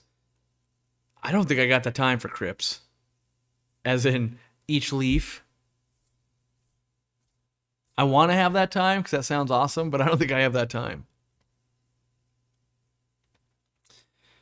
Let's see here. Have you ever been to the Amazon in Ecuador? No, I have not. I've been to the Amazon River a few times, but not in Ecuador. Ecuador is like right on the equator, right? Because I think that's like the highest SPF you need. As someone that lives in Washington State in America, you don't appreciate SPF rating on clothing until you're like on the equator and you get sunburns through your clothes. That is not a thing where I live. And it's super bizarre the first time it happens. We're like, did I literally get, like, am I red under my clothing? What is going on? Because as a first timer to someone like on the equator, you might be like, yeah, I got to put sunscreen on, which, by the way, when you're collecting fish, you don't put sunscreen on because you kill the fish. So that's why in the videos you'll see me and I'm wearing full long sleeve shirts and pants, and people are like, look at this guy, he's such an idiot. Like, sure, go out on the equator essentially and stand with the reflection of the water hitting you for like 12 hours and not get the most savage sunburn of your life. And then who's the dummy for not wearing long sleeves and long pants? Not to mention all the bugs and the crazy palm fronds will stab right through you. Like, there's extra layers of protection for sure, and it's appreciated. But yeah, as someone who doesn't have to worry about the sun like that, a new appreciation when you get into sun that's so intense, your clothing can't protect you without the right SPF rating. Even the hat I bought's got an SPF rating because I didn't know that was really a thing. I can't believe it's been 6 years as a member. Time does fly by. Has it? Wait, 69 months? How many is that? 72 is 6 years, right? You're almost there. You were giving me a miniature heart attack, so I was like, wait, have I set up the flow for this year 6 coin? I think I have, but yeah, 72 divided by 12, right? Yeah, okay. I got 3 months before those coins need to be going out and everything. I'm pretty sure that they are ready to go, though. So yes, if you've been around for 6 years, by the way, if you haven't joined our club, you get 5% off on the website, so that's cool. You get different coins each year At the 5-year, you get a custom Yeti that cost me $1 billion, but I want to reward you guys for the longevity and the commitment and everything. And then you get the monthly speakers too. So we hire a professional speaker every month, not me, not Dean, none of us, but someone who's we consider to be an expert in their field to give a presentation on maybe it's breeding something, maybe it's keeping something, maybe it's whatever the context is. And there's like years of those now. And you get access to all of that. It's $5 a month. I still maintain that in my fish hobby, local clubs and like our online club is some of the cheapest, best money I spend. Just because the fact that I can watch a world-renowned presenter in the comfort of my own home once a month, every month for $5 is cheaper than going to the movies, cheaper than getting coffee, cheaper. I can't leave my house for $5, really, unless I got a bike, which we already went down the bike train. Although I don't have a corner store within a block from me, so. Let's see. Yeah, water reflection or sun reflection off the water is savage. Yeah, you learn a lot of your first trip to doing something like that, because most people, unless you're already like an avid sea fisherman or just something where you're used to being 12 hours in direct sunlight and with reflection and on the equator, and your home base is a boat without running water and the hospital's 3 days away, and you had to come in from a foreign country and you couldn't bring all the little like, oh yeah, I'll bring extra this, extra that, and you're not allowed to wear sunscreen because you could wear it, but people are gonna be real bummed out when you're helping them net the fish and you see that fish are dying around you, or the people they want to collect them and look at them and they're dying, so you can't, right? Same with mosquito spray, all that. You just gotta go in and be like, yep, this is I got clothes and I got me, and we got nature, and we're doing this. The coins and Yetis are for the members. Yeah, so it's a reward. My honest goal with membership is not to make a ton of money. It is to crowdsource stuff. And so we've got about 3,400 members or something like that. And, you guys, you give $5 every month. And what we do is we hire speakers. We actually buy them equipment. We buy them a webcam and a headset so they present decently for you. Because sometimes these old timers are used to giving it in person and they have someone else set up the tech. We want it to be as good as possible for you guys listening in. So we do that. There's been some things in the past, and I don't talk about this enough, like in Peru, for instance, we sponsored the medical boats for a few years. We bought them a new boat. We bought them a new engine. All of these things, it's not directly like your money did that, but it goes into the pool of stuff like that we do. We sponsored some like Girl Scouts and Boy Scout troops because they wanted to get badges into aquariums. We've done some school stuff, all of that kind of stuff. It's a fund that we just go, hey, we get this amount of money every month. Where do we want to direct that? And sometimes it could be like, yeah, we need to upgrade the store. And then other times, like, yeah, we need to do this, we need to do that. Other times it's, yeah, we need to buy, what's the minimum order on these custom Yetis? And how much are they? Like, woof, if you bought a brand new one off the shelf, they're $80. And at the 5-year mark, you get one, as long as you're placing an order from us. Which I will back that up right now. If this only happens in the United States currently, I expect in the next 10, 20 years, I'm going to give myself a long runway on that one, we'll be able to fulfill this worldwide.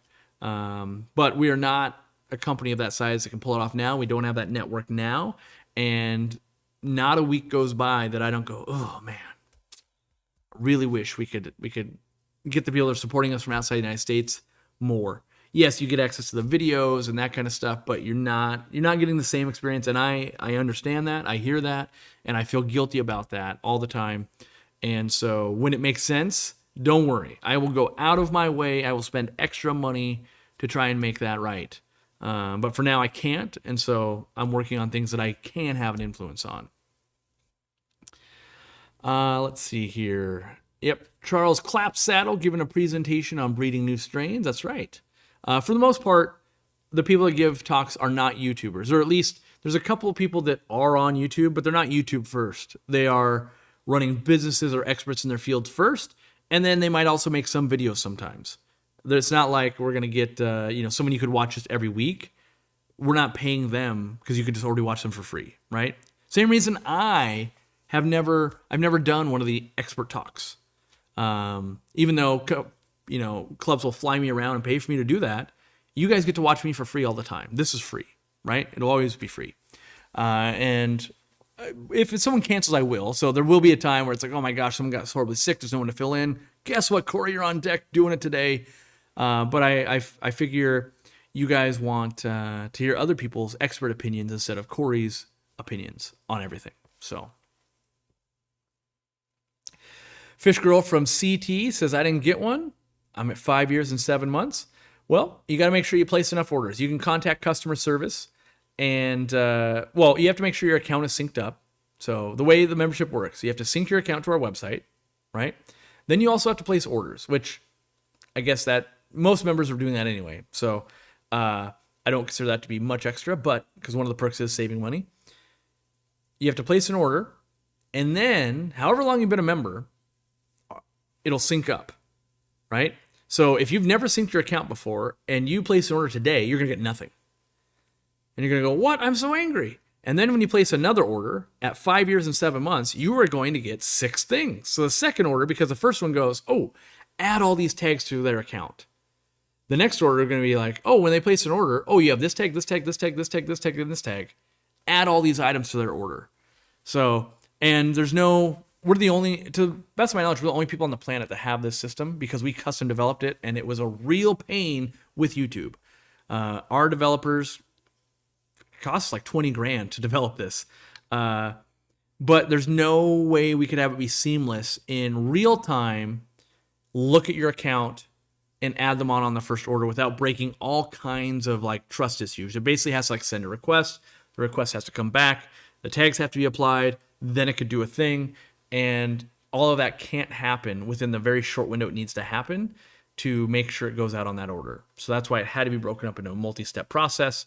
And there is maintenance we have to do on it every 6 months or so because APIs from YouTube update and Shopify update and things, so things break and that kind of stuff. So every once in a while you could just, there's some bugs out there too that maybe you synced up 4 years ago, you've never synced up again, and you just need to click the like, oh, let me unsync and resync, and now it'll be working like clockwork for you. Let's see here. People don't understand that near the equator, people get sunburn even on cloudy days. Yeah. Yep. Luckily I haven't had the wicked bad sunburn because I take it very seriously. Does the Yeti come in an order? It does. Yep, it does. Let's see here.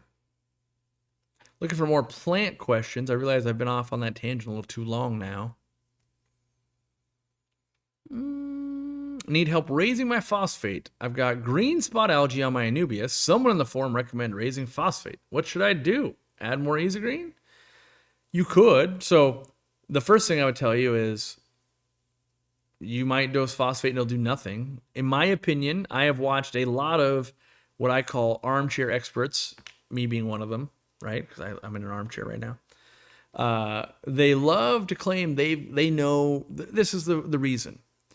And what I know is, at scale, usually not the reason. So if I had 10 aquariums, and I do the same routine on all my aquariums, and I get green spot algae, and then I fix it, right? And the fix was, oh, I was low on phosphate. Now I tell the whole world, yeah, it's always low phosphates what cause green spot algae. No, that's the way it was in my water. My water might have too much. And I still get green spot algae. And so usually algae are the result of not having balance. So you may totally have a phosphate deficiency and that will be your fix. Cool. And if it is, here's how you fix it. You could dose more easy green, but if you only need phosphate, I would probably go with the flake food. Flake foods typically have lots of phosphate in them. You could also just dose phosphate. You could find someone making phosphate and just dose phosphate. But I would also encourage you that before you go down a line of thinking and you're going to do something, try and buy a test for it. Test and confirm. It's real. I find it to be real. Like even the information I dispense, take it all with a grain of salt. I'm not there. What I would see in person would be way different. If I had a test kit, that would give me more intel. I can only We can only ever respond to the information we're given to.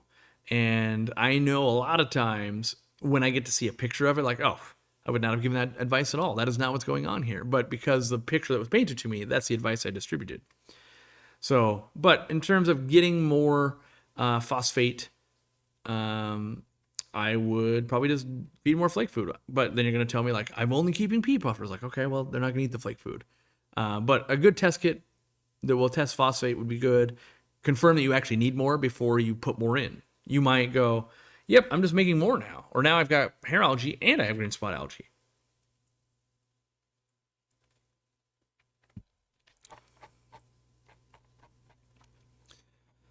Let's see. What time is it? I got to make sure. Okay, I got about 45 minutes left. I got to take the doggies to the groomer. They don't, I mean, they get groomed. They don't really get haircuts. They just get washed and their nails done and anal glands squeezed. And yeah, they get pampered a little bit. And then we usually try to sneak in a lunch or something. So once a month, I get to go on a date with the wife. Plans for a new shrimp colony. What do I like? I like crypts. If you don't already have Java moss is a fun one. I don't have any tanks that are really, in fact, I'm trying to eradicate it from a few tanks, but when I really want a shrimp colony to thrive, I'm not sure there's a better replacement than Java moss, honestly. Because of the way it grows and the density it grows and the amount of surface area it gives. Now, that's way different than aesthetically, is that pleasing to me? Yeah, it kind of is because there's all these cool shrimp in this, but if your sole goal was how do I maximize shrimp happiness in a new colony, like a moss and Java moss I like, other moss I like too, but a moss is kind of number one on that. Future plans for mother plants? Yeah, my plan is to never sell them. So mother plants, because of the way the public perception is on them, they are the number one way to get bad feedback. Bad reviews. When someone buys an Amazon sword that's this big, the first thing I do is start complaining in week 2 when it starts melting back. Because that plant that was this big was growing out of water. And all those leaves are going to melt back. And they go, why would I never buy this big, expensive, big plant if it was going to melt down? And then the new leaves that come out are small. So if I sell you one that's this big or one that's this big, you're buying the same thing essentially when you put it underwater. Yes, there's a different root structure technically, but the average public will leave us bad reviews on that. It makes some sense on bigger Anubias, bigger Java ferns, things that don't really have to convert. There's a little bit of that, but what we find there is the second problem we run into is plants this big, literally the farms can't keep up. Plants this big, we burn through their stock in literally less than a month. So you might be looking at our plant selection like, why are you guys always sold out? We literally don't order as many plants as we can sell because we don't want the quality to go down. I had a meeting about that this week. And on some of the plants, we're only ordering like Anubias Nangi. We only ordered 50. Do you know, like our demand shows that we can sell 370 a week. We're only ordering 50. Why? We would rather have 50 Anubias Nangi forever, like every week it comes in, then what happens is we'll start ordering 350, 400 Anubias Nangi a week. 3 weeks from now, we'll burn through 1,200, and the farm just goes, yeah, we're out. And well, when do we have more? Well, it's a 4-month grow time. We'll have more in 4 months. So if we can do 50, 50, 50, 50, 50, 50, 50, 50, 50, and then eventually go 50, okay, we'll do 100, and then 50, 50, 50, 50, 100, 50, 50, 50. That gives them a much longer runway to make more, which they won't, by the way. They just don't. We've been doing this for 10 years. We have meetings. We fly in. We sit down. We go, how about I pre-buy? How about we build this wing of your farm and you dedicate it to us? Nothing has ever worked out so far. And with the like Java fern mats and other things, we just burn through them so fast.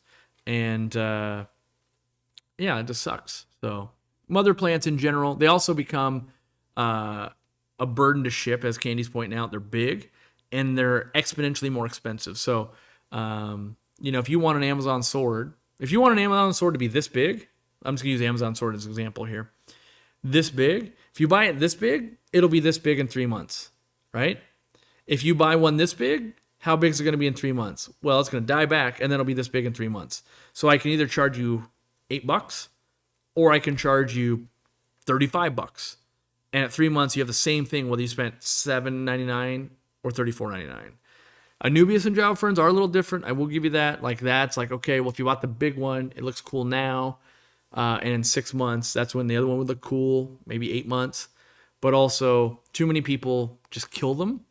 And the amount, when people spend more money, they're more aggro with customer service. Because even if they're at fault, there's more on the line and they want to fight about it more. So, yeah, we just don't do the mother plants.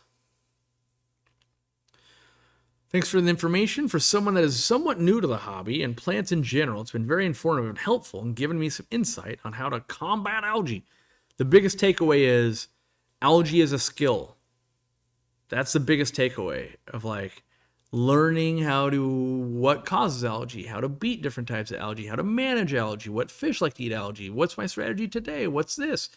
Learning that skill is amazing. That will set you up for success however long you do the hobby.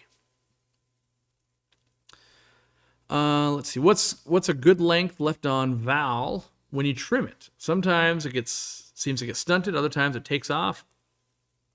I typically just kind of cut it a few inches below the top of my water when I'm doing that. I've never like, oh, well, I'll trim this one here, I'll trim this one here, I'll trim this one here, and I'll see how long does it take to get them back to growing well. I've never done that, so I can't really lend you some experience there and go, yeah, I found that this is the sweet spot when trimming Vallisneria. I don't know, unfortunately. That's crazy. Mine's small in 3 months. I can't wait. Most people, I think, underfeed their sword plants and things. Like when I plant a sword, I put so many root tabs because root tabs, the way you use them, you can't put too many in. I mean, you can. Obviously, you can put 40,000 of them in there and there's no water left. But most people will be like, well, I put an Amazon sword and I put one under there. And I go, yeah, I put 22 under there. Like, what? Yeah. I don't know. Like, it might only eat one a week for the first 3 weeks, but then it eats 2 a week. And then it eats 3 a week, and then it eats 4 a week, or whatever. And if I fall behind because I'm busy in life, I don't want that plant to go, well, I stunted myself for 2 or 3 weeks. And so even if it only ever ate one a week or one a month, if I put 22 in, or whatever big number I put in, it'll last until it lasts. They don't go bad, right? So if it was only ever going to eat one a month, great, I planted 22 months worth. If it goes, oh, 1 month I ate 1, month 2 I ate 4, month 5 I ate 6, right? Or 12, I'm going to get that big, luscious plant. And that's what I want. Whether I put 1 tab in and try to keep up, I'd rather make 22 sandwiches and keep them in the fridge. And if the sandwiches never went bad, that seems like a good idea. We're basically batch making food. Whereas if you try to always serve it up right when they want it, anything that gets in the way of that, you're going to go, oh, I didn't know it was that hungry yet. Oh, I didn't know. So. Would we ever carry Trident and Java Fern? Yeah, we would. In fact, way at the beginning of this live stream, someone said their jungle or their Java Fern was too big. Wind of Lava would be a good alternative, and there's like 6 or 7 or 8 different Java Fern variants, Trident being one of them. We would carry Trident with everything. We want it in a capacity that we can at least keep. And it sounds easy, right? Because we sell a lot of plants, but 50 plants a week is actually a pretty large volume if you were to do it yourself. Because that means it's 200 a month, 2,400 a year, and something like on a Java Fern, it has like a 4 to 6 month growth cycle. So you would need to keep, at any one point, to supply Aquarium Co-op with 50 a week, you need to keep 1,200 growing. But then there's also like ones that fail to thrive, so you need 1,500 to supply us with 50. Now, add in all the other stores that want to buy them. So it's like, oh, well, we need 300 Java Ferns a week. Now you're looking at like, oh, ooh, that's 6x. We need 10,000 Java Ferns sitting around at any one point. And so you can see that, and that those are like pretty true numbers. When you see something like that, like sometimes we'll get a heads up, like, hey, we're gonna place an order, because most plants aren't grown at the farms in the States; they're actually grown overseas, then brought in, and then continue to grow. So they started somewhere else and they grow here. We'll get emails like, how many? What do you think you guys are gonna sell? And a lot of times we will put in an order for more than everybody else in the United States combined. Yeah, things like a banana plant, for instance. It's like they sell, I don't know, maybe 150 a week to different stores. It's like, cool, we need 700 a week. Like, what? And they can't. And the other problem we run into is bigger numbers, quantity goes down. Because when you go to someone who's collecting them, and banana plants are typically wild caught in America, plenty of them. Usually, well, I should say usually. Right time of season, weather gets bad, just window you can do it. But you can imagine if it worked, all of a sudden they're like, yeah, the job you do, I need 10x tomorrow. What? And so now you're scrambling, you're cutting corners, you're doing everything you can to like fulfill the order. And most often they don't gear up because it's like, well, one day of hardcore collecting for that plant as opposed to it's like a week-long job. So, and trying to keep prices down, and like you don't want to take way too many out of the wild and then they're not growing back as fast. Like no matter where you're growing them, you need to keep them sustainable. So, or you need to find a different spot where, oh yeah, there's lots there and there's different companies collecting. Vallisneria is also pretty much collected wild caught, by the way. Jungle Val too. Yeah. Why does blue-green algae grow specifically on the substrate below the outlet of my hang-on back? I thought it grew where water was stagnant.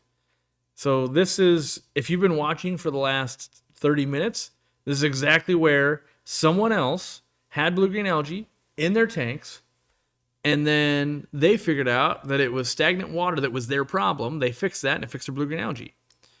In your aquarium, it might not be stagnant water at all.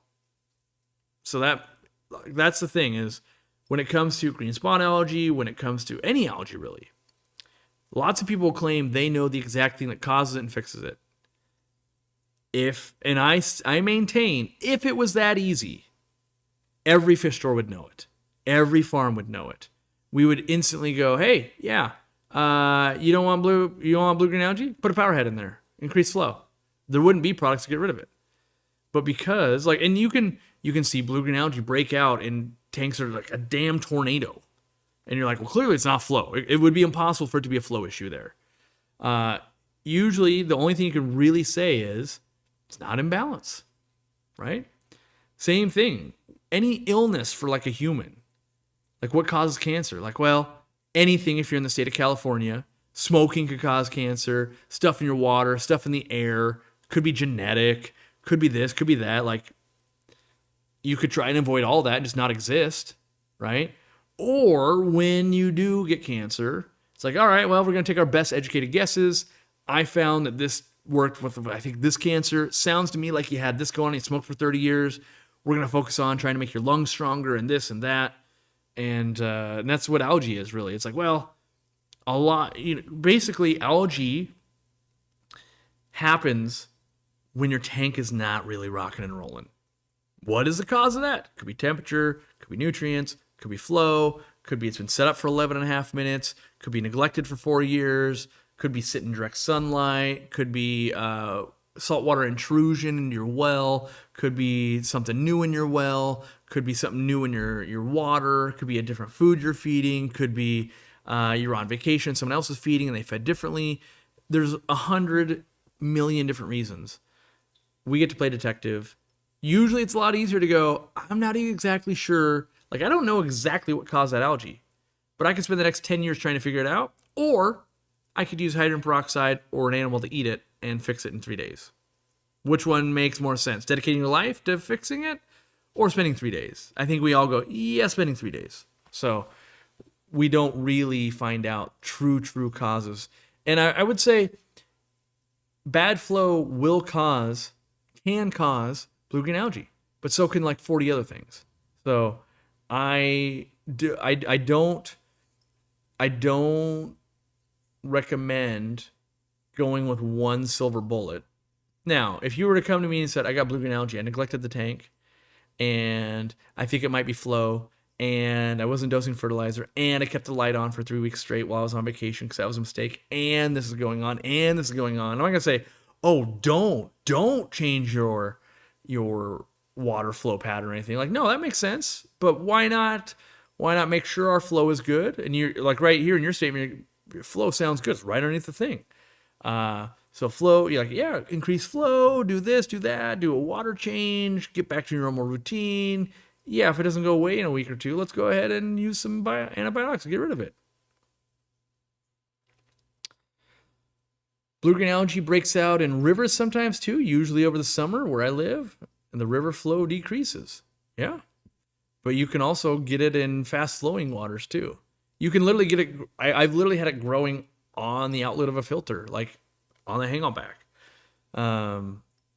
I believe that we actually are dealing with several different cultured variants of blue-green algae. I believe stuff adapts over time. And I don't think we're all battling the same things all the time. So, but antibiotics seem to get rid of it. So that's good. Makes it easy. Can I talk about my preferred way to hand do tissue culture plants? No, I don't have a preferred way. I basically open them up and I put them in the water. And that sounds like I'm dismissing your question, but to me, a lot of times people are looking to make it harder. And there's not really a way to make it harder. You put them in the substrate. They, like ours, don't really have gel on them. You just open them up. You're like, hey, I have little plants. You put the little plants in. I would say it's not so much about what the process is while it's in your hand as it is, have you set up a good aquarium where they have the chance to thrive? And that goes the same whether it's a bunch plant, a potted plant, a tissue culture plant, doesn't really matter. Have you set up an environment that has a reasonable chance of success? Are you committed to watching what it's going to do and trying to adapt it? Are you doing reasonable things like, hey, this plant that likes to eat out of the substrate, I'm going to put some root tabs under it. Or, hey, this stem plant that really wants to suck stuff out of the water column, I'm going to feed it some water column fertilizer. Or this floating plant that I bought in the tissue culture, I'm going to make sure it gets a lot of light. You do those things, those will have much, much, much, much, much, much more of an impact than whether you cut them up a little bit finer, whether you rinsed them first, whether you played the right music while you're planting them. The reality is the plants, so little of it is what we are doing when we plant it. Most of it is what is the environment. And why I know that works is I can easily kill a plant by planting it in my yard. I can plan and I can go, let me put this right here. You know what kills it? When it's not in the right spot. The same plants all around my yards, they can, blow from pine cones and seeds and everything. And you'd be like, you're growing in my driveway. You're literally growing out of the concrete. And I made you an oasis over here and you failed to thrive. And so making sure that we do the right environment is going to be way better than, well, how deep did we plant it? Did we amend the soil enough? Did we do this stuff? It's where the location I chose. Does that make sense? Do I think it has a reasonable chance of getting the water and the nutrients? Yes. Is the flow too high? Did I pick fish that are going to be okay with it? Do I have things to kind of tackle algae? All of those are going to play a far bigger role than what happens from the package in your hand to the tank. Now, there is stuff like, obviously, don't bury it under the substrate so it never sees light, right? But there's nothing much different to do about tissue culture, in my opinion, than other plants, just because they've pretty much all been grown immersed. They're just smaller versions. You're going to put them in there, and they will grow if you give them the right environment.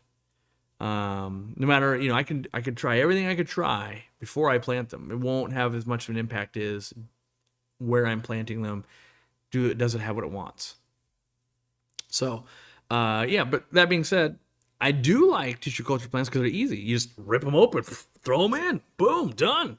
And then you go, hey, are you going to make it? And right now, let's see, I planted 3. Oh, no. I planted 2.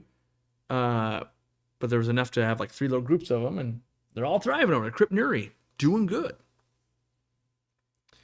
Sand is hard to grow anything in? Yeah. I wish sand fell out of favor with aquariums, but it's cheap, and people want to remind themselves of the beach and everything.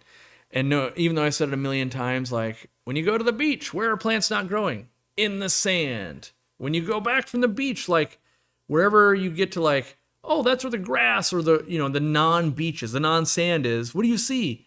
Oh, actually tons of plants growing. Yeah, and it's, unfortunately, plants can grow in sand. They just hate it. Just like plants can grow in the concrete or the blacktop in my driveway. We all know that's not the best for it, though, but it can do it. And that's what sand is. So I would say,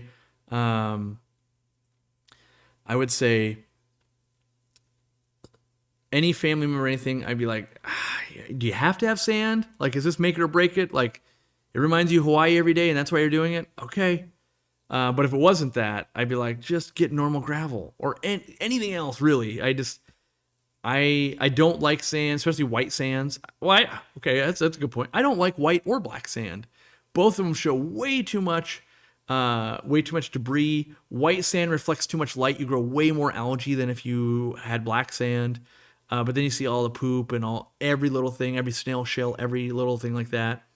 Brown sands, okay, you're starting to get closer to what might be I could use for a while. But outside of very, very specific cases, and I want to say, hundreds and hundreds of tanks over 15 years, I can count that on one hand. The really specific cases, like maybe had Lake Tanganyika xenos that have to filter to eat. Maybe you've spent way too much money on some Barbados cories and you really want to try to make them thrive, and you did that.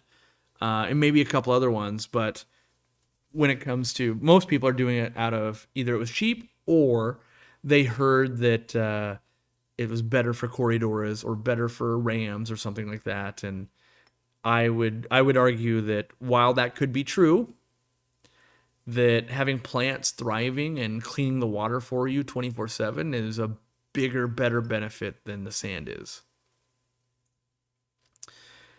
I do not recommend bleach dips for live plants. I do not. In fact, in my videos that you'll be watching, I use bleach to kill plants. Yes, you can dilute it, you can do all of that, but yeah, it's I do not recommend. And I would start with why. Well, I don't like algae and I don't like snails. Like, and then I would point out everybody that bleaches their plants and I'm like, hey, what's that? Oh yeah, that's some algae. Oh yeah, what's that? That's a snail. And like, are you bleaching your fish? What do you mean? Well, that fish you just bought ate algae yesterday and is gonna poop it out. Guess what? You're bringing algae into your tank. Like, you can fool yourself into like, oh, that's how I'm gonna keep it from growing in. But again, let's rewind. If bleaching plants in, if bleaching plants in bleach worked, every farm would do it, and there'd never be any chance for algae. Algae would not exist in this world, in our planet hobby, if it was easy as like, yeah, just do a bleach dip. Yeah, it's fine. Like the people that are making millions and millions and millions of dollars from their farms doing plants, if it was easy as like, so you're telling me buy one of the cheapest chemicals on the planet and we don't have to deal with algae anymore, they would just do it. So I also do not recommend salt dips like some YouTubers have recommended. I do not recommend that either. I honestly recommend learning the skill of algae because you will introduce it in 50 different ways. It could be in your tap water. It can be out of your fish's poop. It can make it through like snail eggs. They can live through some algae. The algae, in fact, watch the videos. That is right there. Hell yeah. Watch the video. If you watch my videos, you will see that Malaysian trumpet snails live through half a gallon of bleach. You can't tell me you're getting rid of algae and pest snails. You'll get rid of some, no doubt. but literally live through it. That's why these things don't work. Like, yeah, you can get rid of some. You could also rinse your plant. You can manually remove. You can do all these things. Or you can build these ecosystems to be able to manage all of this. And that's what nature is doing. And that's what I highly recommend. Instead of going, can I kill everything beneficial about this plant, good and bad? Sure you can. You can also kill the plant. Why? Why are we putting it? Why are we starting our plants off on such a bad foot? Chris Lukup's in the house? All right. Let's see here. How often am I tempted to bring something in from my pond to observe it in an aquarium? Not very often because I'm lazy and I don't have the time. When I was new to the hobby, all the time. Because I was like, what is this weird thing? What is that? Instead, I use my pond more as a getaway. So by the time I walk down to my pond, I kind of lose cell reception and all of that. And I can just chill and go, ooh, look at that. Look at that bug. Look at that plant. Ooh, look at that thing there too. That's pretty neat. Oh, I should film it. Oh, there's glare. I can't film it. I guess I just have to enjoy it. And so I use it as an outlet of my little escape to nature, which I used to bring stuff in and just observe. And I like mini ponds for that. I like mini ponds right outside to do that kind of stuff. Makes it a lot easier. But nowadays, not so much. I like to observe nature in nature. And yeah, that's even with the fish too, I think, for the most part, because they act differently. You get to see different things. Now, if I found something really cool, I would bring. I'm not saying like, oh, I would never. I'm just saying I don't go out of my way to like collect and then keep jars and observe. I like to do it out in nature and observe it in shorter stints. Keeping a track on time. Okay, I got 19 minutes left. 19 minutes, and then I got to take the doggos. Let's see here. Nice shirt. Yeah, thank you. Second time I wore it this week. Wore it in the last live stream too. I like these colorful shirts because the dog hair doesn't get stuck in them, and then also you don't see it. Where if I wear like a one color shirt, it's like, you've been holding your dog? Like, yeah, I run it looks like I run a dog rescue today.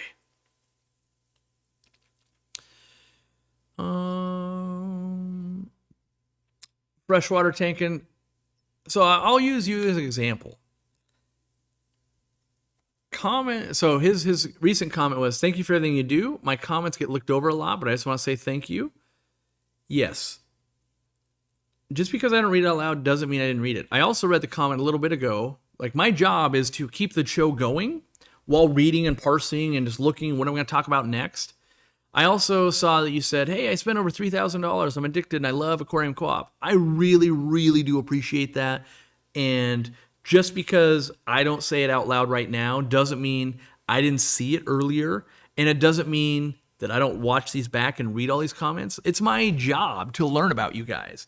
It's really hard to have an in-depth thought on Nirvana Aquatics saying, it took me 4+ years to perfect my substrate system.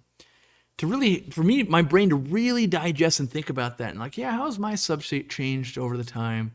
I can't do that while talking, keeping the conversation going. So I will come back and listen to my own podcast. I'll watch the chat while I'm working going, oh yeah, because I've got 2 screens. I can do that all the time. I can watch it over here. Okay, you're into loaches. Okay, you're doing this. Okay. And then I'll spawn these questions where I really think, should I make a video about that? What do I think about that? What am my experience about that? So I want you to know that just because not each comment gets called out and stuff like that, which you know, and I appreciate that I am reading lots of yours. It might not be real time. Sometimes I miss them real time. Sometimes I got to catch them up on the second take of it. And then sometimes I'm trying to evaluate, does this go with the next thing I want to talk about? Or I already have 2 things queued up and I can't keep a third and a fourth in my brain. So, yeah, so the TLDR, thanks for supporting us. That is super dope, and we appreciate that. And you're keeping myself, Candy, Nirvana Aquatics, all employed here. We are here to serve you guys. You guys are our bosses, and I will just always do my best to keep a good show going and answer as many questions as I can in the time I have allotted, and we'll hope for the best. Not everybody. In fact, if you go watch the live stream that I did on Tuesday, there was only about 40 people there, and I specifically talked about that. I like the smaller groups because I can have a dialogue. It's not one question, one answer. It's we can get through different things. So if you go follow me on Facebook, Corey McElroy, and you're in the group and stuff like that, you will naturally just find yourself in smaller. How many people do we have over here today? Let me see. We have 388 people watching in the middle of a Friday summer afternoon.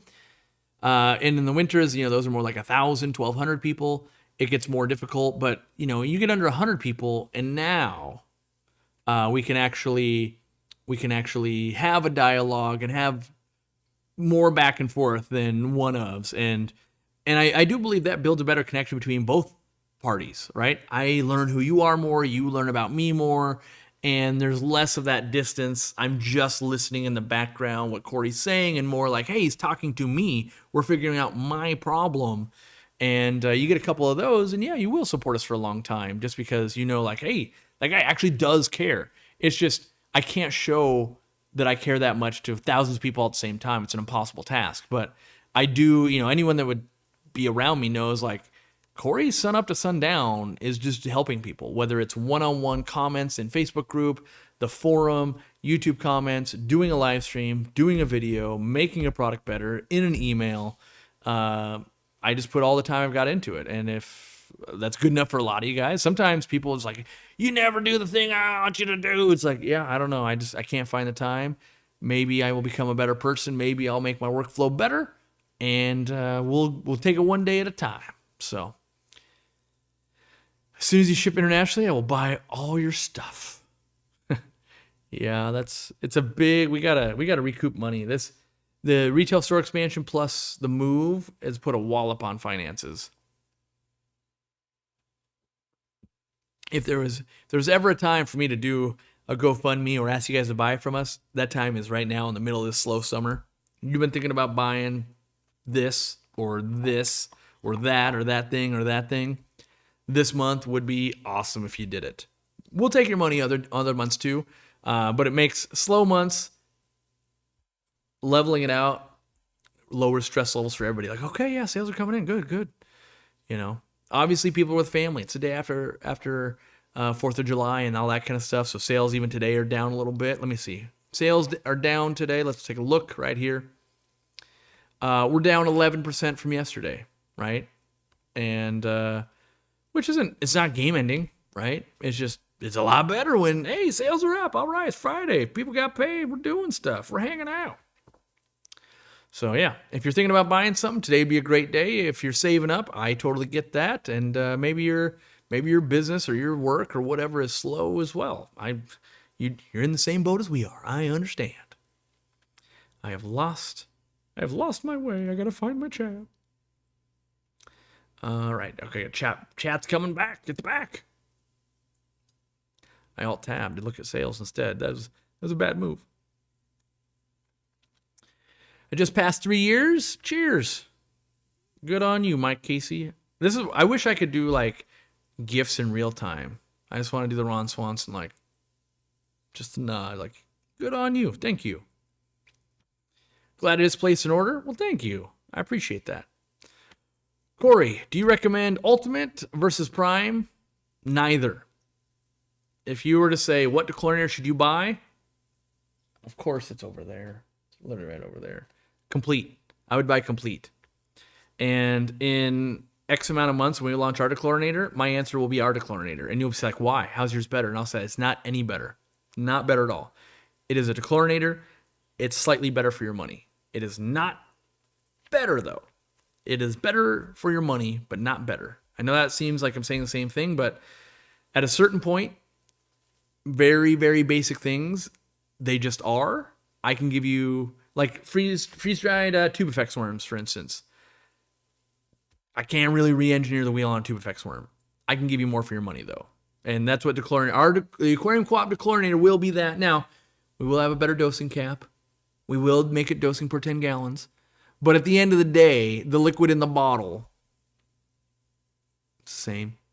You guys wouldn't know it, but half those products you're comparing are made at the same factory where ours will be made, right? So that's where it's like, hey, I'm not gonna launch a $5 billion business to try and make dechlorinator slightly different. Instead, we'll slap our name on it.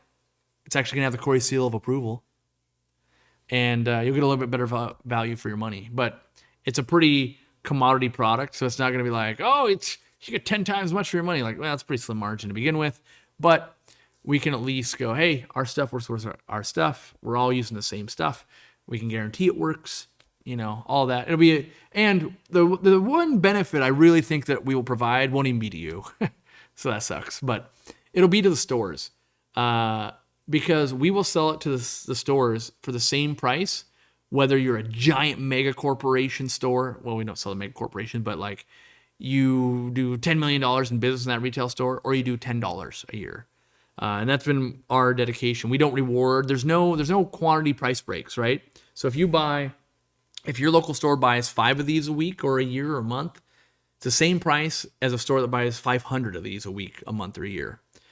So that it's the small store doesn't have to compete with Goliath and they're losing on price, which every other wholesaler I've ever dealt with in my career is that way. Well, if you buy more, we'll give you a better deal. And I always go, is that not just hurting the small independent store that every one of you claim that's who you care about?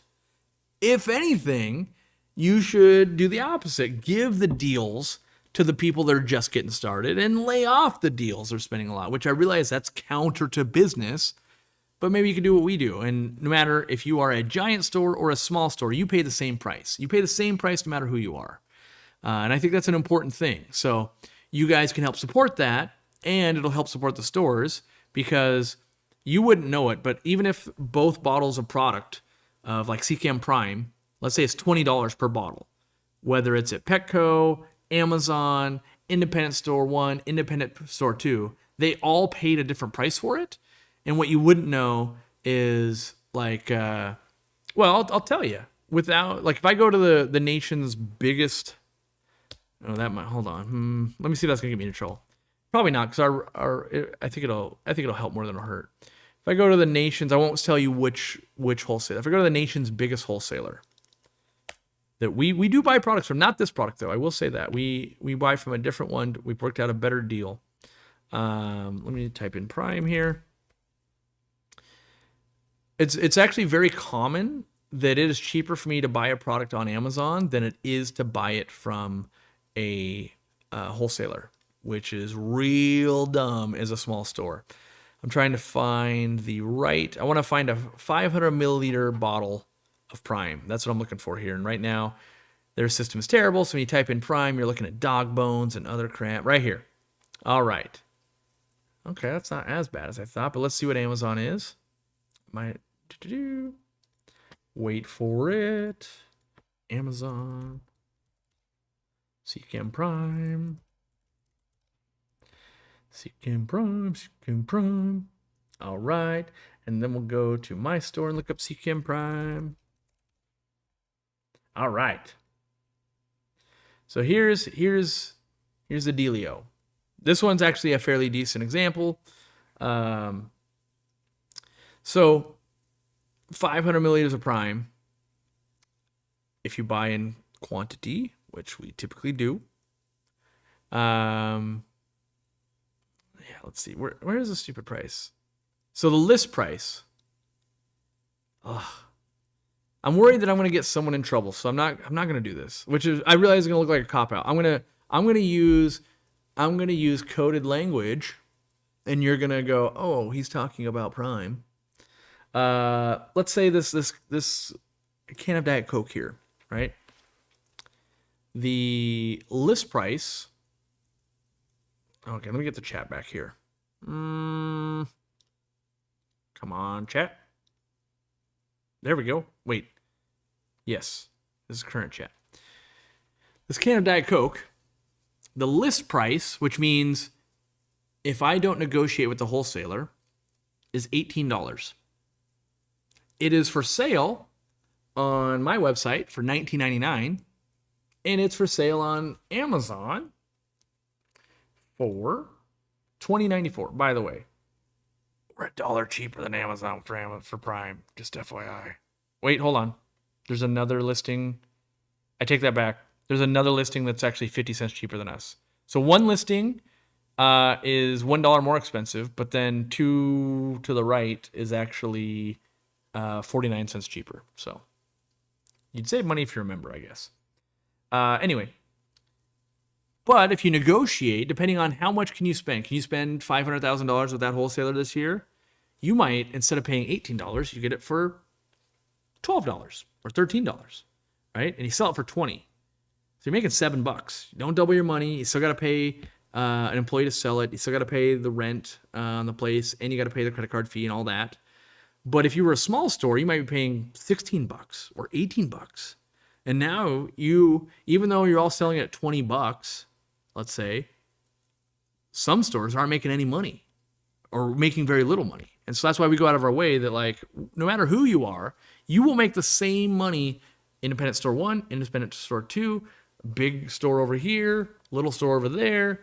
All of them will make the same amount of money because that's what I deem to be fair. And so by buying our dechlorinator, you'll help finance that. Let's see. The only chemical that goes in my tank is Easy Green and Easy Potassium. Our city water is fantastic. That's kind of where I'm at with the well. What have I done this week? This month. Easy Green. I have done some Complete because I wanted to neutralize bleach, by the way. Some Fertilizer 7 because I killed all the bacteria and I planted plants and I wanted to give it a little bit of a boost with some Fertilizer 7 right here. Boom. This chemical hasn't gone in yet, but I want to do some testing. Some Fishless Fuel by Fritz. And I tested Fritz's algae cleaner, killed a bunch of snails and everything. I'm kind of not on that train. I think those are the only chemicals I've done in the last week or two. And bleach, by the way. So there's that potentness. Let's see here. A vendor at the Findig in Santa Manuel said his fertilizer is better than yours because it's powder form and is absorbed into the substrate. Does Easy Green get absorbed into the substrate? I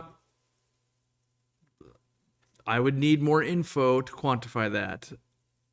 What I mean by that is, if you were using something like Eco Complete, yes, every fertilizer on the market gets absorbed into that.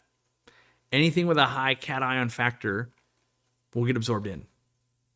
Very loosely speaking. So I'll say this. I don't want to battle a smaller store at the Findig. If you like giving them your money and shopping with them and the advice they give you, you should totally do that. Fertilizers come in different potency, different derivatives, like R nitrates that don't come from ammonia, for instance. A lot of them do. But I don't like battling other small stores. I'll battle the Titans because they typically are bloated and that kind of stuff. But another small store, and I don't know anything about their fertilizer. Their fertilizer literally might be 50 times better than mine. I don't want to battle something I don't know about. But in general, any fertilizer. Let me make sure this is true. Yeah, I think it's true. I would say use some critical thinking here. And you have substrate, you have aquarium water, and you have fertilizer. Now, if you add dry fertilizer to water, doesn't that become a liquid fertilizer? Yes. And then it gets absorbed into your substrate? Yes. If you mix the water and the powder outside of the aquarium and you pour that into the aquarium, that's a liquid fertilizer, and that gets absorbed into the substrate? Yes. If I was to mix that in a bottle and sell it to you, and then you poured it into your aquarium, would that be a liquid fertilizer that gets absorbed in the substrate? Yes. If you were to say, oh, well, it gets put into like underneath the substrate as a dry form, that'd be like a root tab, in which case they also work the same. So I don't know anything about that fertilizer. It could be a way better deal. It could be a better blend. It could be more balanced for your local tap water. It could be targeting African cyclic customers or saltwater tanks or whatever. So I can't really speak to that. All I could say is I'd be impressed because we've done everything we can to maximize the amount of fertilizer that you can get in a bottle and make it as easy as possible to use at scale. That's what I would say. But a lot of times I'm willing to spend more money or buy a different product to support a cause I care about. And I think everybody should care about the local fish stores. If you have a local fish store, they're bringing in fish, they're offering you advice, you should go out of your way to spend money with them. So that's what I would recommend. Different substrate does have a different cation exchange, yes. But for the sake of argument, let's assume we have one that can do it. Because something that can't do it at all, you could also like the gravel I use doesn't absorb fertilizers, right? So there's always more to, we get this much, we get 2 sentences maybe on a YouTube comment, and that was probably a 5-minute conversation you've had, but it got distilled down to 2 sentences. And I don't want to throw that vendor under the bus. I don't want to assume I know everything about what it was in that conversation. But if we use the examples that I use with, yep, you've got some Eco Complete, and you're putting in fertilizers, whether it's dry or liquid, in theory, they all could be absorbed into that substrate. There would be different, I would assume that their dry version is not a direct mimic of our wet version, but there would be different concentrations and different active ingredients. So the one thing I will say, by using Easy Green, you can tap into the fact that we recommend how much to dose based on the par from our lights. And there's tens of thousands of other people using it. And you can go, hey, what are you doing with that plant? And so there's a bigger network. That being said, I do like you to support local stores and local vendors and local events. So, yeah. I've never heard of putting bleach into fish water. Maybe I'm old school, but I've never heard of that. Yeah, bleaching an aquarium is purely to get rid of something you don't know how to get rid of. And I had that, if you watch the video, I had that weird algae, spongy stuff that I tried. That's why I have the algae destroyer stuff over there. I tried that. I tried different fish. I tried doing hydrogen peroxide and all these different things, and nothing would kill the stuff. It moved between 2 different houses. Bleach is getting it. So I'm eradicating it from my fish room, and that's why I'm using bleach. I've used bleach maybe 3 times in 15 years, and this is one of them. But the cool thing about using bleach, well, not 3 times, in this manner, like you can use it to recharge Purigen. But the cool thing about bleach is it's basically just insane amounts of chlorine, and a dechlorinator breaks down chlorine, which is bleach. So you can use bleach to clean some stuff and do it. And then you can use dechlorinator. That's actually how you recharge Purigen, by the way. And you could soak some stuff in bleach and then soak it in a chlorinator and then rinse it really well and put it back in your tank. You can do all that kind of stuff to refresh things. But in general, I like to solve it in a natural way first. And after 4 years of not being able to solve it naturally, I went to chemical. So that's where I'm at. Let's see. Oh, it's grooming. It is 2:02. I got to go. All right. I'm going to answer Andrew's question real quick, and then I'm out of here. Off topic, but I've got well water, which is iron rich. After my softener, my GH is 0. How can I raise my GH and my iron? And is iron dangerous to fish? Nope. You'll grow a bunch of algae. Get a good planted tank going. You'll get it nice and stable. If you can, check to see if any of your water at your house is outside of the softener. A lot of times, some of your outdoor spigots might not be on that water softener. Then you'll get your natural GH. If you can't do it that way, get yourself something that's going to remineralize, like a Wonder Shell or Equilibrium or Fritz RO Right, any of those types of things. And buffer your water. I would stay, but I literally got to load up the doggos and I got to drive. I got to drive to the groomer. Take my wife. She holds the dog, so that way they're not all squirrely while I'm trying to drive. And I'll talk to you guys later. Follow me on social media and save good questions for next time. Thanks for hanging out. I appreciate it. If you want to buy everything we have in inventory, that'd be beneficial. And I'll see you next week sometime, probably. Let me find the buttons, and we will get out of here. Bye-bye. Thanks for hanging out. Compliment somebody. Be safe. It's still the holidays, and